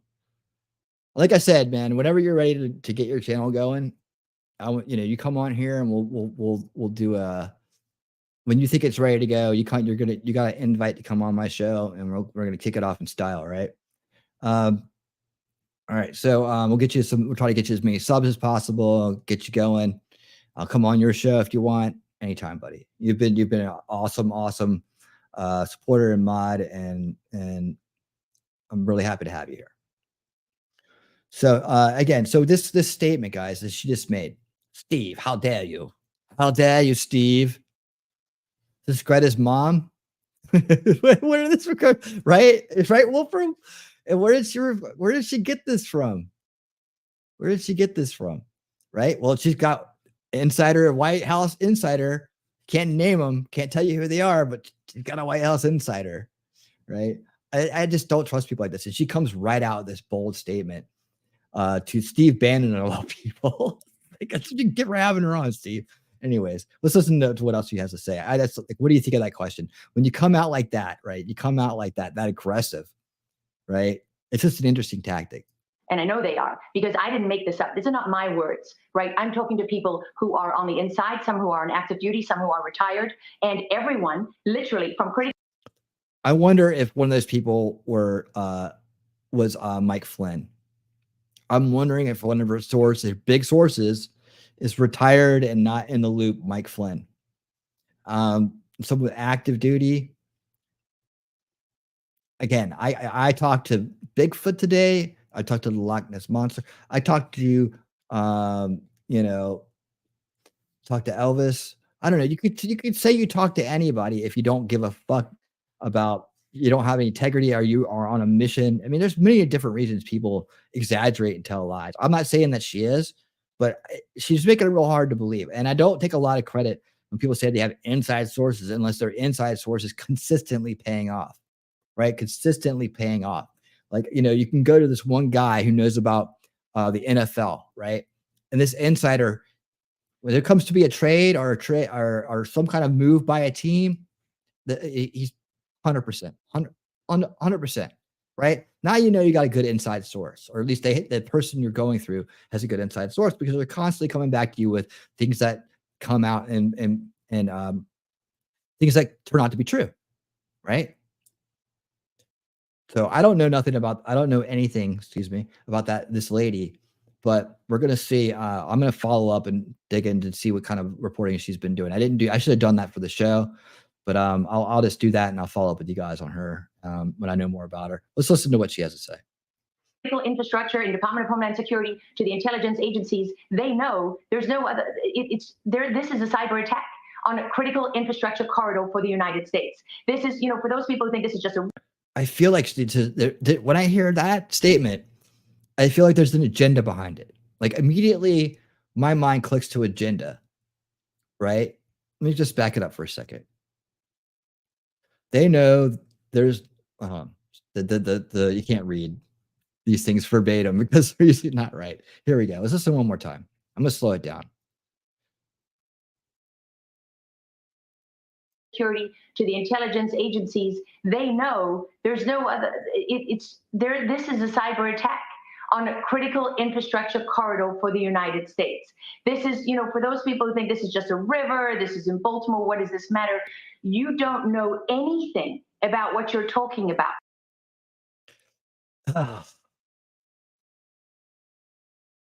Oh, she's married to a defense contractor. Well, if you want to play conspiracy theorist, there's the place to go right there. Let's just go ahead and go with that.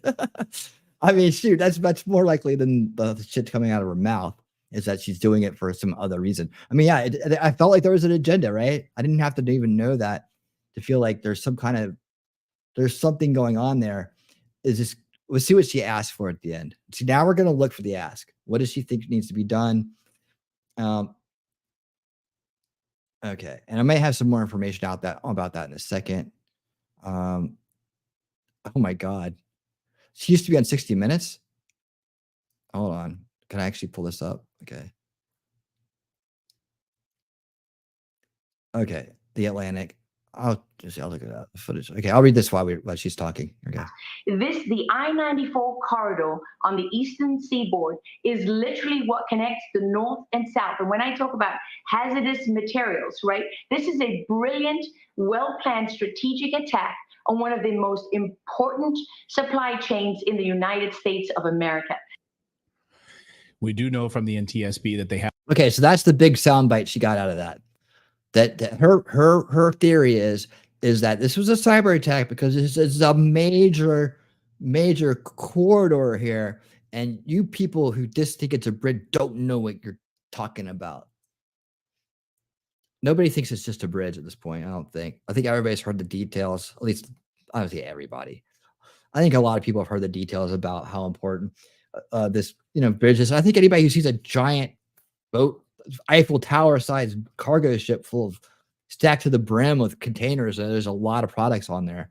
A lot of people are expecting things to come off that ship, and they're gonna have to wait for it right now. It's not, which ones didn't get smashed. All right, what are you guys thinking out there in the crowd? Let me go back to y'all. Because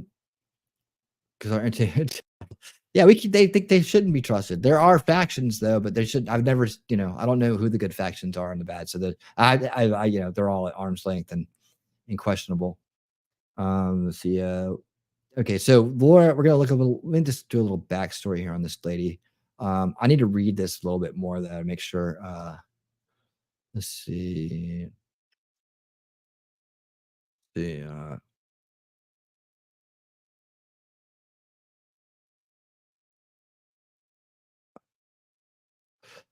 Okay, here's one statement she made, just to this is all I can read. If you want to know why it's called social media, Logan says, I'll tell you why. Because Karl Marx was hired by Henry Rothschild, by the Rothschild family, to develop a system of social control. So when you see social, it is a form of control.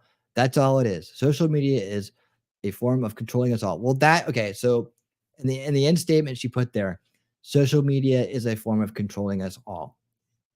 Yeah. Okay, there is a way to control people through social media. There's also about 1 million other uses for it, but yes, that's there too.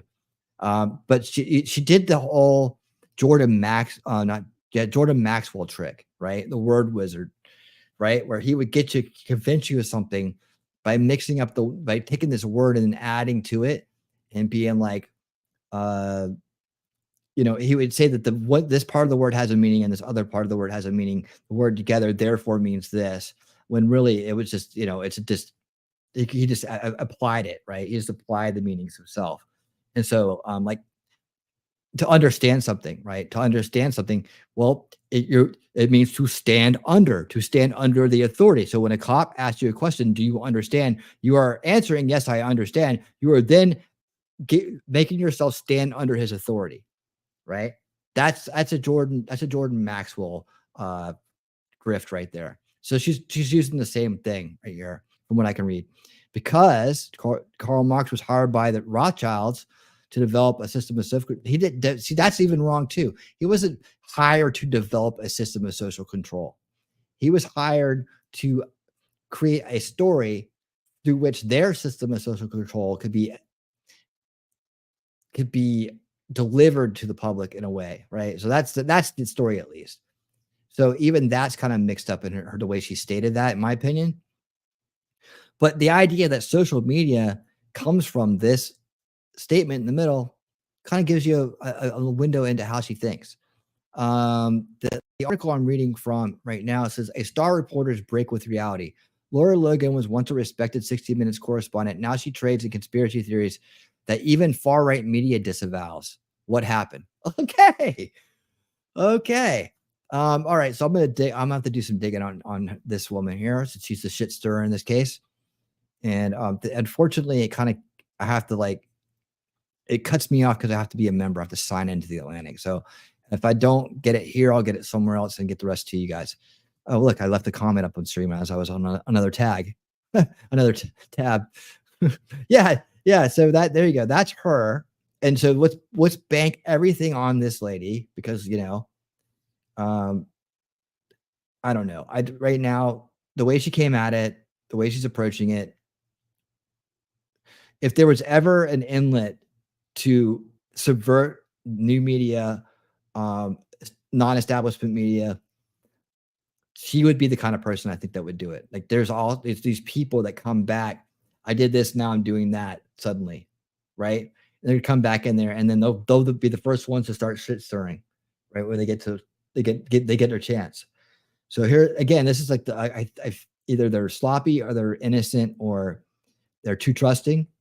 But I don't know why this woman was on their show. Have now recovered the black box on board, and they're currently analyzing this. So we won't have an official response yet from the NTSB until this black box voyage data is confirmed and analyzed. According to the Baltimore Sun this afternoon, they are going through this information right now.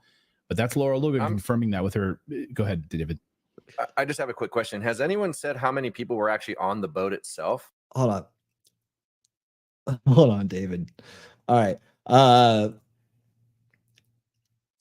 What do you say here? Confirming. Go ahead, David. Through this information right now. But that's Laura Lugan confirming that with her. Go ahead, David. Confirming that with her. Okay, forget it. I get it. Maybe he's starting to question this himself. I would just be like, I tell you what, the thing is this: if I put out some stuff like that, man, and I've made mistakes before, I'd pull that shit down. I mean, I just don't want bad information getting to people, and I feel extremely guilty for those types of mistakes. I feel responsible for you and for everybody else that comes to my show, and for people who may watch it on the rewatch or whatever. I feel responsible for it if I say it. So I have a hard time. I would have a hard time leaving this up, and I would have to like make if I had gone on and done 3 episodes, 4 episodes on my live stream or wherever, plugging away at this thing just to turn out that I completely had blundered and fooled myself. You'd have like an hour-long apology from me, sitting here going, I'm terribly sorry. I can't believe it. I've learned a lot. Here's what I learned. Here's where my mistakes were made. This is why I'm never going to do it again. This is, learn from this. I hope you guys could forgive me. Seriously, I would feel horrible if I had ever misled my crowd in such a way. And that's why I don't generally jump knee jerk into things, right? I'm like, oh yeah, this goes off. Let's get in there. Oh yeah, it's totally definitely. Oh, look at this. There's something we can, that's weird. So we'll say that's something. I don't know how they do this. Oh yeah. Oh, look, here's somebody confirms my suspicions or gives me more.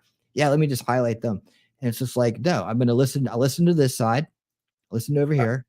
Right. And then I went out and I found experts like Super Yachting. Right. E-commerce. What's his name? His full name is the e-commerce super. Gotta get some people to get him some subs. He doesn't need them. He's got tons. He's got so many more than I can. Oh man. He doesn't need them. But yeah, it's system, like a system, but with an A instead of an E. ESYSMAN super yachts. 2 words. Sysman super yachts. That's his channel. And he does good work over there. If you like shipping, man, you're probably gonna learn a lot from him. Anyways, let's get back to this thing here. Let's see what else we got in this one to go. I just have a quick question. Has anyone said how many people were actually on the boat itself? Oh, like more from her. There were 22. There were, I think, 22 total, and none of those individuals were hurt on their way to Sri Lanka. So none of the and the whole crew was Indian. Those individuals were hurt, and you had the 2 pilots as well, the harbor pilots. Anytime you're leaving one of these ports, you have to have a harbor pilot on board to guide you out. So again, no matter what major port you're in, that they know these channels, they know the quays, They know the eddies in the water. They know all of that. And of course, they're guiding you out. So 2 of them on board, according to the Baltimore Sun, New York Times, and others. So she goes on to say that this could take 3 to 5 years to clear out and fix, because it's not just what you're seeing above the water. It's having. This I have no idea about. However, there's probably a good reason to get started right away. To literally remove the entire cement pylons, because now we don't know how stable they are. How can you just build a new bridge on top of the. Hold on, because now we don't know how unstable they are. I guess so. I guess if they got pulled out of the water or something like that, pulled out of their base. Okay, I see what he's saying. Current cement structures. Watch. What you don't see beneath the surface of the water, Steve, is absolutely catastrophic. It is a structural nightmare. And that's way, come on. I get it, but I also don't get why she's being so dramatic about it. That makes me suspicious, right? Okay, some people are just dramatic. We'll give her the benefit of the doubt. Let's roll. Logistical nightmare, because you have the entire bottom part, the concrete part of that bridge, and you don't know the extent of the structural damage to that. And you won't know it until you pull all of that infrastructure out of there and you get to look at it. And so you're talking 3 to 5 years at best. And what you're talking about here is probably building a new bridge. So what you have effectively done now. Do you guys think they're going to build a new bridge? Anybody think they're going to build a new bridge?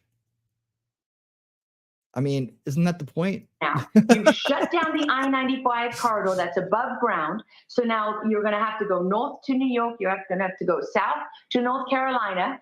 And your trucks, your hazardous materials are going to have to go around Baltimore now. They're not going to be able to go through it. And what else did you do? You shut down. Again, we talked about going around Baltimore in the beginning of the show. Going around Baltimore is not that big of a deal. The sea corridor, the shipping corridor, because now the port is shut down, right? And so all those tankers that are out at sea that have hazardous materials on them, those are going to have to all be rerouted. Do you know, like, they threw hazardous material in there, hazardous material in there. Again, that's fear mongering, in my opinion.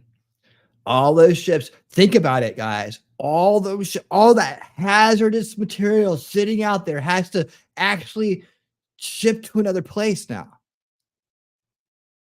Scary thought, isn't it? Oh, jinkies.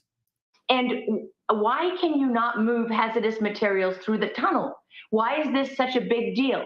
Because they created that bridge because hazardous materials, for example, oversized loads, they don't fit in the tunnel system. Yeah. So now they got to drive around. Yoinks. Now they have to reroute for a while they build a new bridge.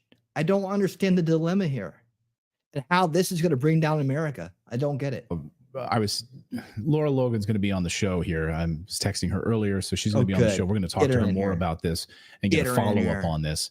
Hopefully she's traveling at the moment, but hopefully we're going to have her on tomorrow's show. So we'll talk to her more about that. However, this is devastating. I mean, just where we are now. And someone asked in the chat, like, what does she think? Who does she think is responsible for this? I mean, that's the major question here. There you go. Yeah. Come on, give us the tea. Spill the tea. So who does intelligence think? Right. It's not her. She's a reporter. Oh, wait, she has intelligence sources inside the Biden administration telling her that this was a cyber attack. Right.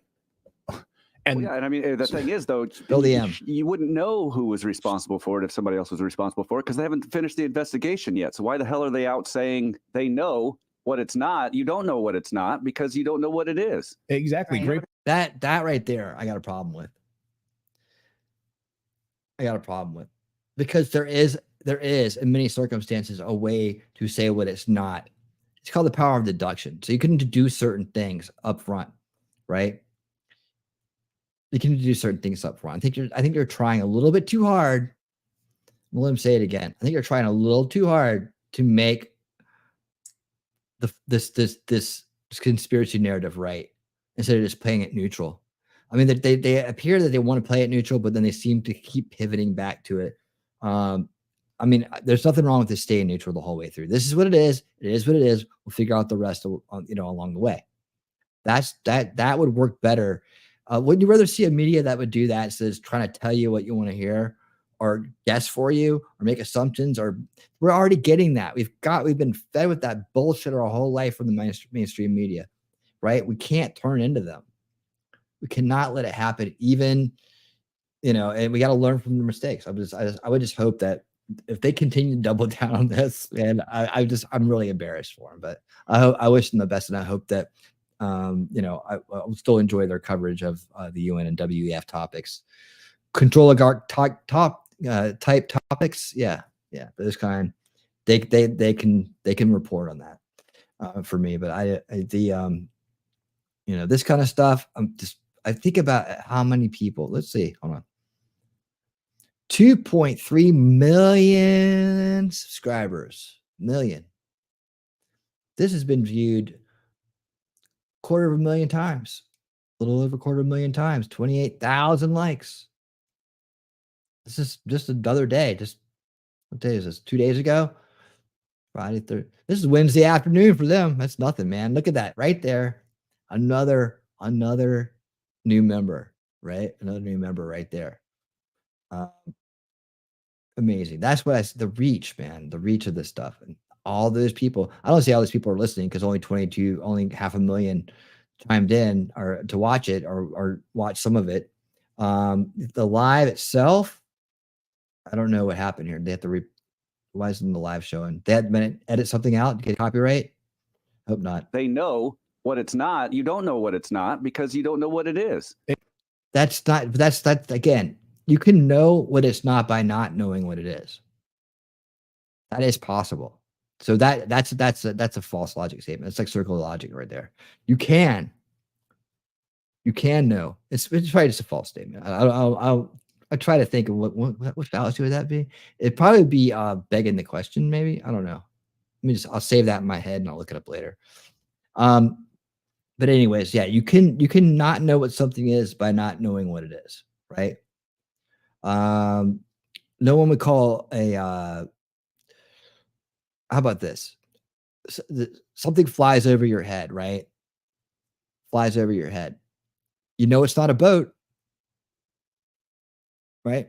Unless you're on the water skiing or something, and one boat went off a ramp, you'd probably be able to tell it's a boat, though. But if you didn't know what it was, say you're walking down in the middle of Kansas, right, in a field, and something flies over your head really fast, nice, bright, shiny, you couldn't really catch it.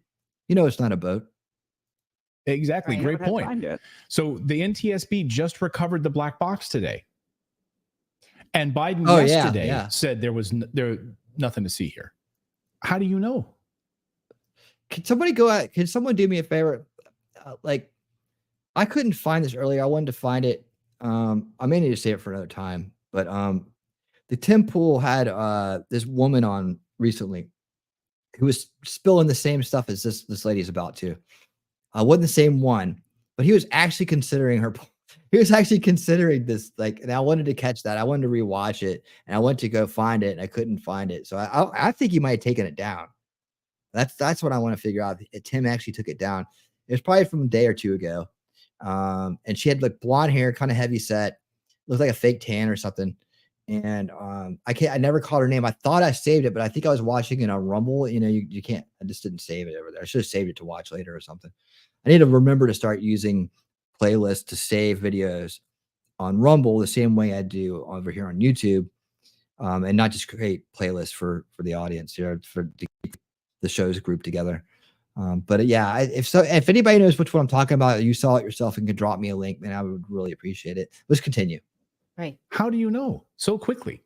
And I hope that there's nothing, but of course we already have confirmation now from intelligence sources through Laura Logan saying that this is in fact a cyber attack. I can't wait till Laura Logan explains how it could be a cyber attack, right? A cyber attack. That's the words they're using.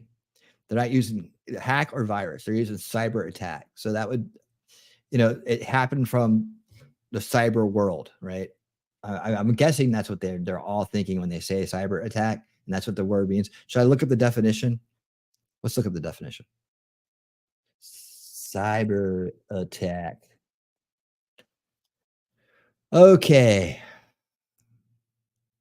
Can you give me a definition, please? What cyber attack means?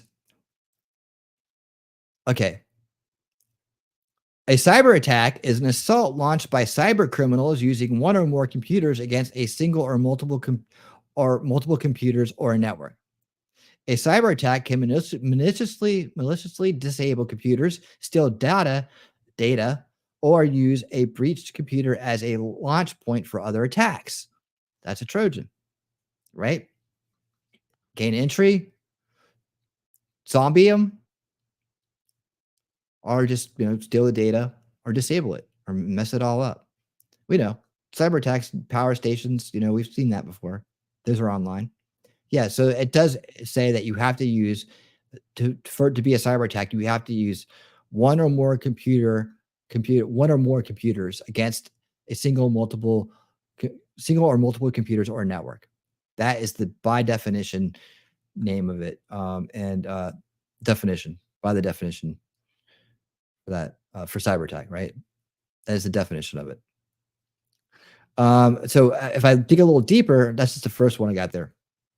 If you ask Merlin here, my AI assistant, a cyber attack is an intentional attempt to compromise, disrupt, or damage digital systems, networks, or data. This can be achieved through various methods, such as malware infections, phishing, or exploitation of vulnerabilities. Cyber attacks can have severe consequences, including financial loss, damage to reputation, and compromise of sensitive information. To protect against cyber attacks, it's important to use strong passwords, keep software and systems up to date, and educate employees about safe online practices. All right. A little bit more expanded there. All right, so let's get back to this. So that's what we know what cyber attack means now. Hopefully they're using it the right way. Let's go.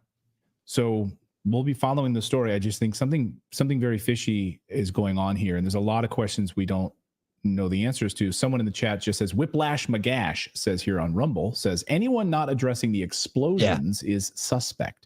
We covered that last night on the show. We covered the explosions, whatever you want to call them, along the top. We showed that video last night on the show where the pieces came down, and we just showed it to you. You can make your own assessment.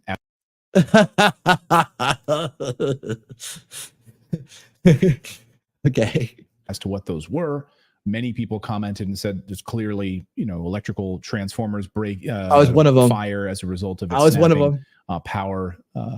Yes. Not an explosion. So anyway, totally up to you how you see that, and we don't have any confirmation on that, but we did show it to you last night, so we definitely covered that. I guess on the show. I guess we should be glad that they're not out there just saying it was Russia or China already. They're there you about go. to, There's a for silver sure. lining. Yeah, if they could. Probably give them a minute. Yeah. Right. Right. I mean, it's all very all interesting. Can I ask a stupid question? I don't know anything about shipping containers or driving large boats or anything, but would tugboats have prevented this? They know. Well, it would have, however, unless you hack the tugboats. Well, yeah, but however, according to the harbor masters, you wouldn't have used tugs after it already was using its own propulsion. Mm-hmm. So you're using the tugs to get it away from the dock, but after it's underway, they thought that it was autonomous, that it was flying. And it was, because you can see it going on its own once it leaves the dock and the tugs are finished, and you're not now you're under your own propulsion. The tugs will leave. Okay. And you're moving at 8 knots speed. The tugs are not going to be used in that purpose to drive you along. That, according to the harbor masters that I've researched today on that exact question, why were they not using tugs at that hour? So anyway, and there's a lot of questions that, speaking to a captain this afternoon about this from the military who drives very big ships, very big. Saying, there's a lot of questions we're waiting for the NTSB to come back with their official response. So I find this interesting that according to the NTSB, according to, captains who have this experience, like, they don't want to rush to judgment on this. If they drop the anchor, did it catch or not catch? We know that they did drop an anchor on the port side of the ship. Did it catch or not catch? Was it dragging or did it catch? At which angle was the rudder facing when the power went out? This from a captain I spoke with today. Very, very important, right? Which way was the rudder facing when the power went out? And clearly, we know that the power went out after it had already changed course. We saw that from the track line that we showed you last night on the show. So anyway, we'll hopefully get to the bottom of this. I hope we'll find out some bigger answers here once the NTSB gets us more black box information. Again, we're hopefully Laura will be on the show tomorrow, and depending on her travel schedule, so that'll be great. Anyway, we've got more news to get to here on your Wednesday. Right. We're going to talk about the FBI watching what you want. Okay, there you go. See, they could cover some good stuff. FBI, that's a real story. FBI watches what you watch on YouTube. I saw something like that, like where they had some kind of video, like if you watched it, they were looking for somebody, so they look for everybody who watched it. I don't know why, but there's something that. Okay, so I just wanted to cover that part of it. There we go. I don't know. Did she come on the show 2 days later, or did she come on the show later? Or they like hit the road. We don't want your BS. Hopefully they said hit the road. We don't want your BS, but let's see. I don't see. Let me see if she came on. Bye-bye. Redacted videos, lives. Real quick. Nope. See, and the U.S. border situation, they do great coverage on that too. They do great coverage on that, the border and geopolitics, things that are you can hold, tangible, that makes sense. Like I said, I've been saying since I started the channel too. It's like you don't have to do everything. These days you don't have to do half the shit people think you have to do in order to get something done, right? Like you don't have to have acid and freaking tie someone down and make them watch horrible things to make mind control victims. And it's not that. It's not.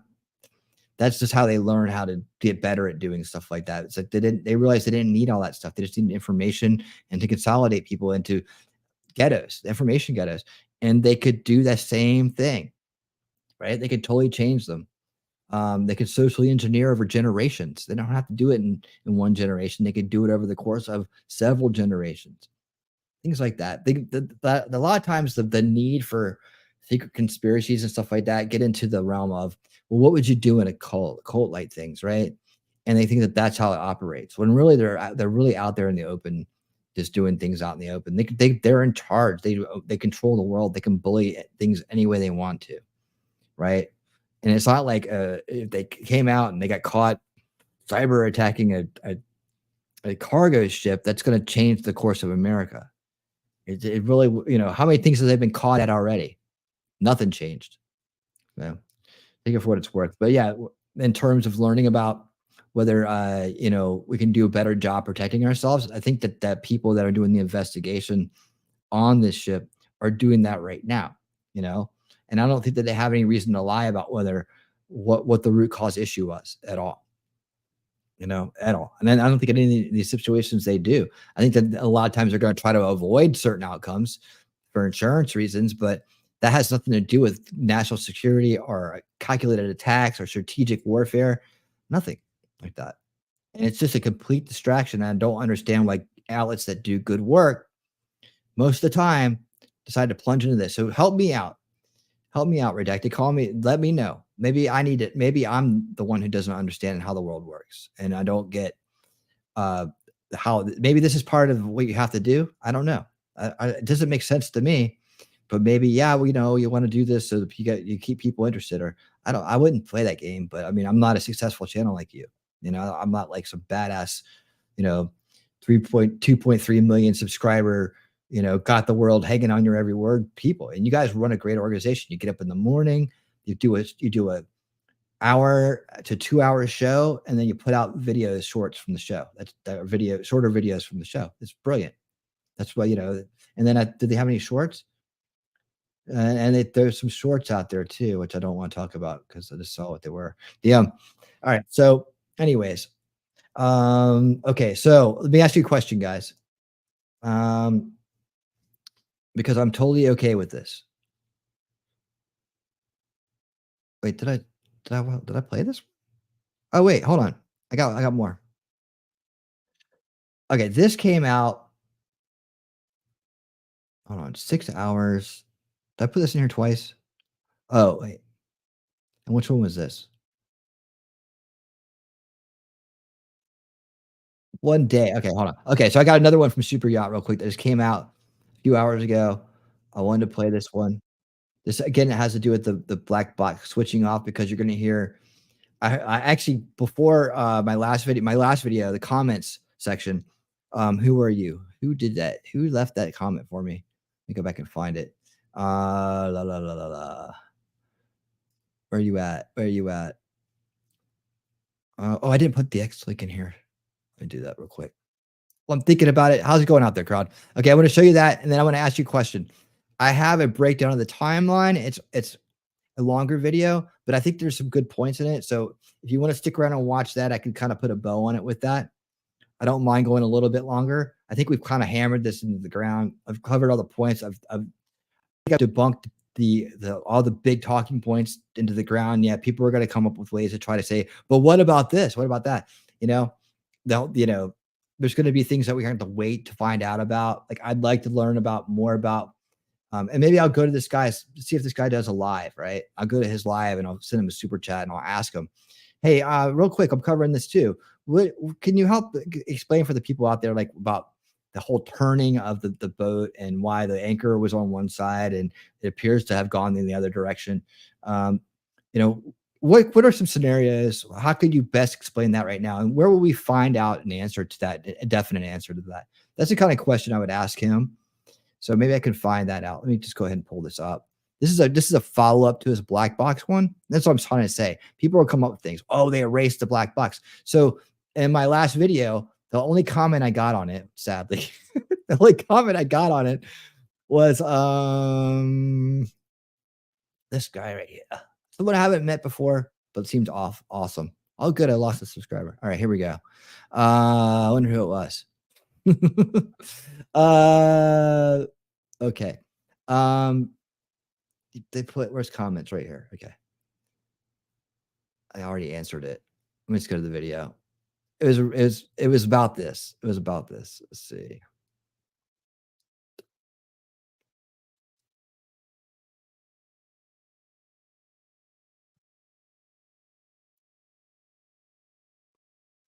Where is it at?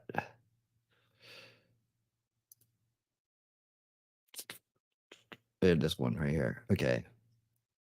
It says, bet the black box gets erased. That's from Sigmatized. Sigmatized. Yeah. I bet the black box gets erased. That was a comment. Right. So we're gonna watch this roll because that one's been rolling into, because they have to erase the evidence, right? Of whatever it was that did this thing somehow through many different mechanisms. Man, I tell you, if cognitive dissonance will do a number on you, right? Denial will do a number on you. And that's what like I've explained before on the board that I have. You think going up against narratives that people in the first veil believe is hard? Dude, amplify that 1,000 times for the second veil, right? Because they have already been fooled once. They got it all figured out now, right? And you go up against these guys, they're worse than the wokest person you'll ever run into. Most of them are. A lot of times, if they're clear-headed and just off about something, you can have a good conversation, you can work it out. That's all good. You kind of come around, because if you always root it in wanting to get to the truth of the matter and you're a little bit patient about it, you can get there, right? People want to get fear mongering and jump off a cliff and start running people behind them. I'm not for them, and they're not for me, honestly. They can take a hike, because this ain't going to work. We're here for solutions, right? I'd love to help them, but if all they're going to do is just, run off at the mouth and not know what they're talking about, and I'm just saying, like, I've had people come in for different shows, like about the moon landing or about anything else like that. They can't have a conversation with me like those people did. If they just want to run off and just, assume they're right without knowing the truth, they're probably not going to like my stuff. It's just the truth. So I wouldn't want to waste their time. That's all I can say. But I know everybody that comes into my shows consistently are all based in open-minded people. And even if we disagree sometimes, man, we're all good. We're all good. We'll work it out. Okay, here we go. I think I have the right video up now. There we go. New evidence on theory of black box being switched off. Let's go. So we have access now to a news conference that was given yesterday by the NTSB. And this is something that was clearly used by a reporter who wrote the Bloomberg article that we referenced in last night's video, a reference to VDR. Now, we did not have access to this press conference before making last night's video. So what we're going to do today is, in this video, we're going to run a section of that press conference for a few minutes. It's a long press conference. And we're going to give additional information. We're going to pause the video and give additional information to explain how the report from Bloomberg omitted an important point made by the NTSB. Now, this means that something I said in last night's video was incorrect, and we'll address that right now. This new information actually clears up the speculation that the VDR may have been deliberately switched off or that data is mysteriously missing. Now, before we roll the tape, we've got a couple of things from the press conference to clear up some erroneous reporting from various different places. Last night, we said there was a discrepancy in how many crew were on board. The management company gave a different number, but the NTSB said there were 21 crew members on board, plus 2 pilots, and they said it was a total of 23 souls on board at the time of the accident. Some information about the VDR. The regulations say, I've seen some comments that people were saying that the VDR can delete data after 12 hours, and it just rolls after 12 hours. That's incorrect. Regulations say the VDR must record 30 days of data. At the time of this press conference, the NTSB had access to 6 hours from midnight until 6 a.m., which covers the accident. But they said they would have it in due course the full 30 days. So they just didn't have it before this press conference started. Also, the VDR records the following data: audio, recordings from VHF radios, limited sensor data, ship speed, RPM, heading, rudder angle, plus some alarm information. So we'll play the NTSB press conference and we'll stop to talk about the important points. Now, in the press conference, it starts with the NTSB chair, Jennifer Hammondy, and the other person speaking is Marcel Muse. He's the other representative from the NTSB talking at the press conference. And as they say at the beginning of this press conference, all the information is preliminary and subject to final validation. In other words, it can change in the course of the investigation. So let's roll the video. The times expressed below, as recorded by the VDR and converted to local Eastern Daylight Time. All information is preliminary and subject to final validation. By 1:07, the ship had entered the channel, and by 1:24, the ship was underway on a true heading of approximately 141 in the Fort McHenry Channel at a speed of over ground of approximately 8 knots or 9.2 miles per hour. At 01:24 and 59 seconds, numerous audible alarms were recorded on the ship's bridge audio. About the same time, VDR sensor data ceased recording. Okay, so we'll pause here. And if we look at the live stream footage, that basically lines up with the footage of the first blackout, the timing that he gives out in that press conference. Now, please note that this is critical. He says the VDR sensor data stops recording, right? Okay, back to the video. Where the VDR audio continued to record using the redundant power source. Okay, so we'll stop again. The VDR audio continues recording. Now, this is where the reporter in the Bloomberg article that we referenced last night gets it wrong.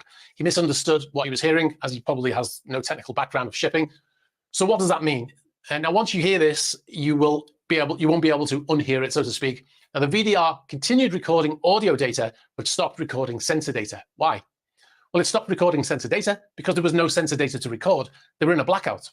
The equipment on the bridge that sends data to the VDR stopped functioning at this point. Or there was some part of the integrated bridge that stopped working when there was a blackout, which stopped the data from going to the VDR. But the VDR continued to record, as he says, due to a redundant power source. Now, this is the personal UPS, or uninterruptible power supply, that I was talking about in last night's video. This is the VDR's last source of backup power if everything else fails, which apparently in this instance it did. Now, it should be noted at this point that the VDR is a single unit. It's not separated. All the data is coming to one unit, so it's not possible to simply switch off the data but continue with the audio. So this proves the VDR was never switched off and continued recording the entire time. All right, so we'll go back to the video. At around 01:26 and 2 seconds, the VDR resumed recording sensor data. And during this time, there were steering commands and rudder orders recorded on the audio. So we'll pause again. So the sensor data returns as the power is restored to the vessel, and the steering commands and rudder orders that he mentions are from the pilot, giving audible commands to the crew. It's been recorded on the ship's audio. Again, if we go back to the video, we see that the power comes back on around that same time, right? So it all seems to line up. Now, so data once again starts being fed to the VDR, which has remained on the entire time. At around 01:26 and 39 seconds, the ship's pilot made a general VHF radio call for tugs in the vicinity to assist. About this time, the Pilot Association dispatcher phoned the MDTA duty officer regarding the blackout. Around 01:27 and 4 seconds, the pilot ordered the Dali to drop the port anchor and ordered additional steering commands. Around 1:27 and 25 seconds, The pilot issued a radio call over the VHF radio, reporting that the dolly had lost all power and was approaching the bridge. Okay, we'll pause again. This lines up with the video pretty much in terms of times. This is after the second blackout occurred. Again, in last night's video, the report we quoted from Bloomberg said the pilot made a call on HF. It's a small point, which I said was unusual because he should have been using VHF. Well, it would appear the reporter misheard that, as he clearly says the pilot called on VHF. This is why I always say that it's so vital that you always go to the source and not listen to others, because even if they don't intend to mislead you, they can mislead you if they give you the wrong information. Okay, back to the video. Around 0129, the ship's speed over ground was recorded at just under 7 knots, or 8 miles per hour.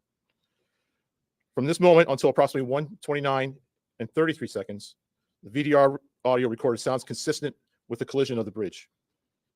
Additionally, around this time, MDTA dash cameras show the bridge lights extinguishing. Additional analysis of the VDR audio in comparison with other time sources will be needed to determine the exact time of contact between the dolly and the bridge. At 1:29 and 39 seconds, the pilot reported the bridge down over the VHF radio to the Coast Guard. Okay, so I hope that clears up the misreporting in the press, and now you understand what was happening based on the information we've received from the NTSB, which is, of course, is based on the data that they've recovered from the VDR, plus AIS data, plus the video data. All right, so I'll move on to another thing that came up in the comments of last night's video. I talked about in last night's video, I said that the pilot is when he's on the bridge, he's in command over the captain. Quite a number of people disagreed with this, so I want to explain. Everything's not so black and white, right? Now, the captain is always ultimately responsible for his or her vessel. When the pilot is on board, they're working together to ensure the safe passage through the area for which the pilot is required to be on board, right? The pilot gives commands to the bridge crew, the navigational bridge crew on the ship, and they obey. Now, if the pilot gave a command that the captain deemed dangerous, of course, he could possibly say to the crew to not obey that command. Most likely scenario would be that the pilot and captain will have a conversation until they see things the same way. Unless this happens, it's effectively the pilot's bridge. Now, with my 20 plus years of experience at sea, I've seen some pilotages where the captain continues to give instructions to the helm and the pilot just stands and observes. This is usually when the pilot knows the captain frequents the area often and the captain is competent in that area. Now, however, if the pilot sees a mistake, he will offer a correction. Other pilots, they'll call the shots whilst on the bridge. So you can see, yes, the captain is still in charge, but the pilot is given commands. I'll give you an example, give you a metaphor. Driving on the motorway, highway, a cop pulls in front and tells you to follow him into a lay-by. So who's in charge? You still have control of your car, but you must follow the cop, right? Now, if the cop tries to guide you into the road of an oncoming truck, then of course you can stop and you should stop, but the cop is in control. So let's go back to the transcript of the press conference. 126:39, the ship's pilot made a general call for tugs in the area to assist. 127:04, the pilot ordered the dolly to drop the port anchor and ordered additional steering commands. 127:25, the pilot issued a radio call over the VHF, reporting that dolly had lost all power and was approaching the bridge. So you tell me who was in command on this bridge. But this is one of the reasons that we have pilots, because their local knowledge will expedite things in an emergency, right? He knows exactly which radio frequency to be on. He knows who to call. He knows the quickest things. He knows the best way to navigate that passage that he's in. Unfortunately, here, because of the power loss, they didn't have the ability to avoid the impact with the bridge. All right. If you want to go to the source and watch the full press conference, I'll put a link in the description. It's on the NTSB website.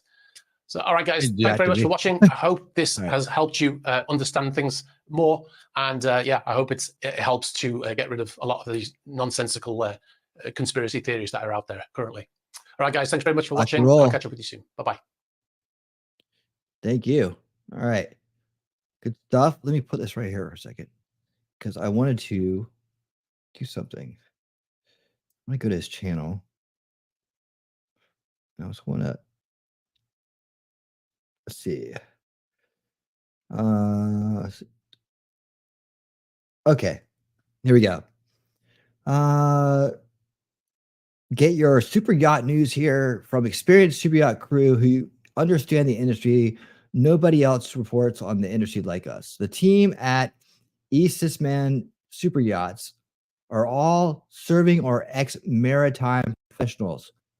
Eastman himself has over 2 decades in the industry working on various super yachts of all sizes, including some of the largest in the world. We use our skills and experience to explain this often secretive industry in layman's terms for the enjoyment and education of all. There you go. So yeah, the rest is just descriptions of the videos, but that's who that is, right? Not Laura Logan. But she's made her way around, I guess. Keep an eye out for that one. You know, sometimes people will just make mistakes, you know. I just don't when the grift gets out of hand like this, it leads to things. And I just if it does lead to something, you heard it here first, unfortunately. I'd rather just head it off, right? So that's why I'm reaching out and saying reconsider your position on this redacted, you know. And I'm just saying for everybody else, I use that as a test case, right? I use it as a test case for several things. You know, a lot of proof of concept going on there for the channel, my channel itself.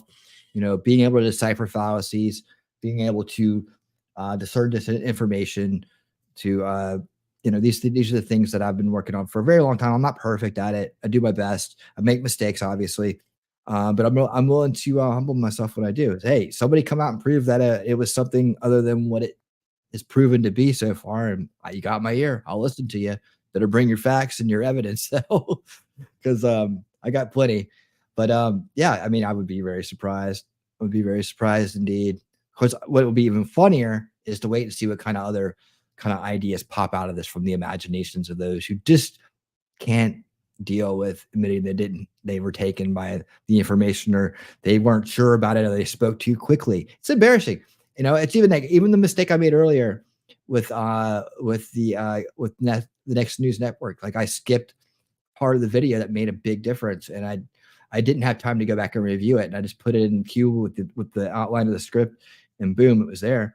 And when I listened to it for a second time more clearly, I was like, oh man, I totally missed that part. I got to backtrack on this. This is not cool. I don't like having to do that, but I do it immediately with, you know, hey, I learned, remember, slow down. You know, that a lot of times that's my lesson. Remember, slow down. All right. In that case, yeah, I did. So I'm glad that Gary turned that around. And I'm glad that we don't have to include him in this. So he did a good job actually debunking that video that was going around. So I appreciate that. So that turned out to be a good thing. It's more of a promotion, right? Integrity matters, right? And it's not comfortable to make a mistake. It's not. Especially if you have a guilty conscience like I do. You know, that shit will eat at you. I'll be sitting there going, damn it, forever on this. You know, but that's what makes me get up off the ground and be better the next time out. And so, you know, a little bit of humbleness goes a long ways. And for everybody that kind of latched onto this narrative, you know, ahead of time, I hope that they've gotten something out of this that'll be a positive and a positive impact in their life too, right? And it's all good. It's all good. I mean, some people when they're logical and you're, you know, you know that you're on the same team, you can work things out, and then sometimes people can't work things out.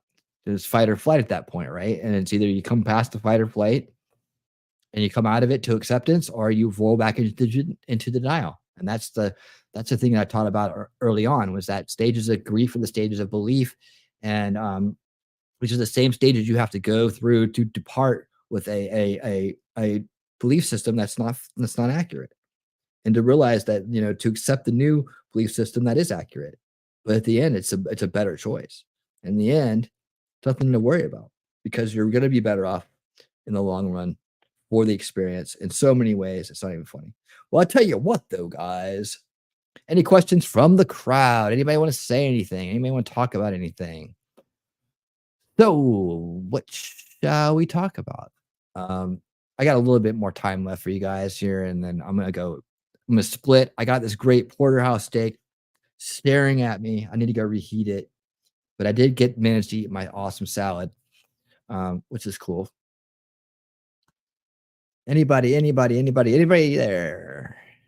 We're gonna get out of here. We're gonna get out of here then. Let's see. You guys want to do some redirecting? I don't know. I do want you guys to come by the new time, Saturday night, 10 p.m. Eastern. Please be there. Please come on, hang out. I got some good news. I got some funny videos. I got some cool stuff planned. I hope you guys will come to that. I think a lot of people are going to drop in on Shizzy for his celebration for getting to, to 2,000 subs. And oh, thank you, Talking Trash Entries. I know why you did this. I know why it wasn't because I did an awesome job. It wasn't because of that. I did put a lot of work into it, but it's not because of that either. I know why you did this.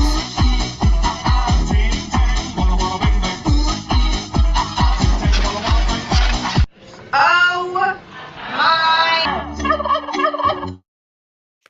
my! You did it for the video. I get it. Thank you so much for that. I do appreciate it. Yeah, there they are. Little thrill in the end. Little thrill there at the end. Hee boobies. Yes, and as Wolfram says, thank you for supporting the channel with your super chat. I do appreciate it. Indeed. Thanks to all of you guys for being here. Thanks to all the members. Thanks to everybody on X and Rumble and here on YouTube. Thanks to all the people who came in and had their say and spoke their mind. Spoke their mind today. I do appreciate it on all levels, whether we agreed, disagreed, or whatever it was. Follows the nose to the porterhouse steak. It's sitting right underneath mine. I'm literally just staring at it through its container. And I know there's some nice buttered up broccoli in there as well. I can't wait. Hey, there's Lex. Lex lurking the whole time. We're lurking the whole time. What's up, Lex? How you doing, buddy? Yeah, was that spicy today? This is like my wheelhouse. But if I can stop conspiracy grifting, man, the world would be a better place. But I know it can't. All I can do is teach people about it, and just, hey, man, you know what? Just walk it on in. Walk it on in. So many times, just walk it on. I'm gonna wait and see. I'm gonna walk it on in. So funny. People want to be outraged so bad these days. I get it. I get it because I get it. You can't trust the government. Can't trust the media. Can't trust, lots of things in this world. There's people on all levels that are trying to grift you, take advantage of you, manipulate you, gaslight you. That's the world we live in. That's the world we're trying to change. And it's gonna take one understanding of the game so that we can then unrig it, right? And that's gonna take a then and now strategy. So what we can do right now and what we can do for the future to actually eliminate or minimize the problem to the best of our abilities. It's the kind of stuff we talk about every week here on Winning Reality channel. And in shows like Unveiling Reality, which is the flagship show I use for doing things like Unveiling Reality. There you go. So where I unveil reality. There you go. But of course I have, lighthearted shows and watch along shows and read along shows. We got it all. Jacob, thank you so much for tonight, buddy. Appreciate it. Hey, what does 07 mean there? I've been seeing this. I meant to ask this offline, but I keep seeing this 07 there. I don't know what it means. What does it mean? Someone help me out. Like harder, bigots. There we go. Yes, indeed. All right, guys. That's what I got. I really do appreciate each and every one of you being here, and I can't wait to see you the next time. That's Saturday night at 10 p.m. Eastern for our very special Winning Saturday Night time. There you go. All right. So until then, everyone, keep on winning.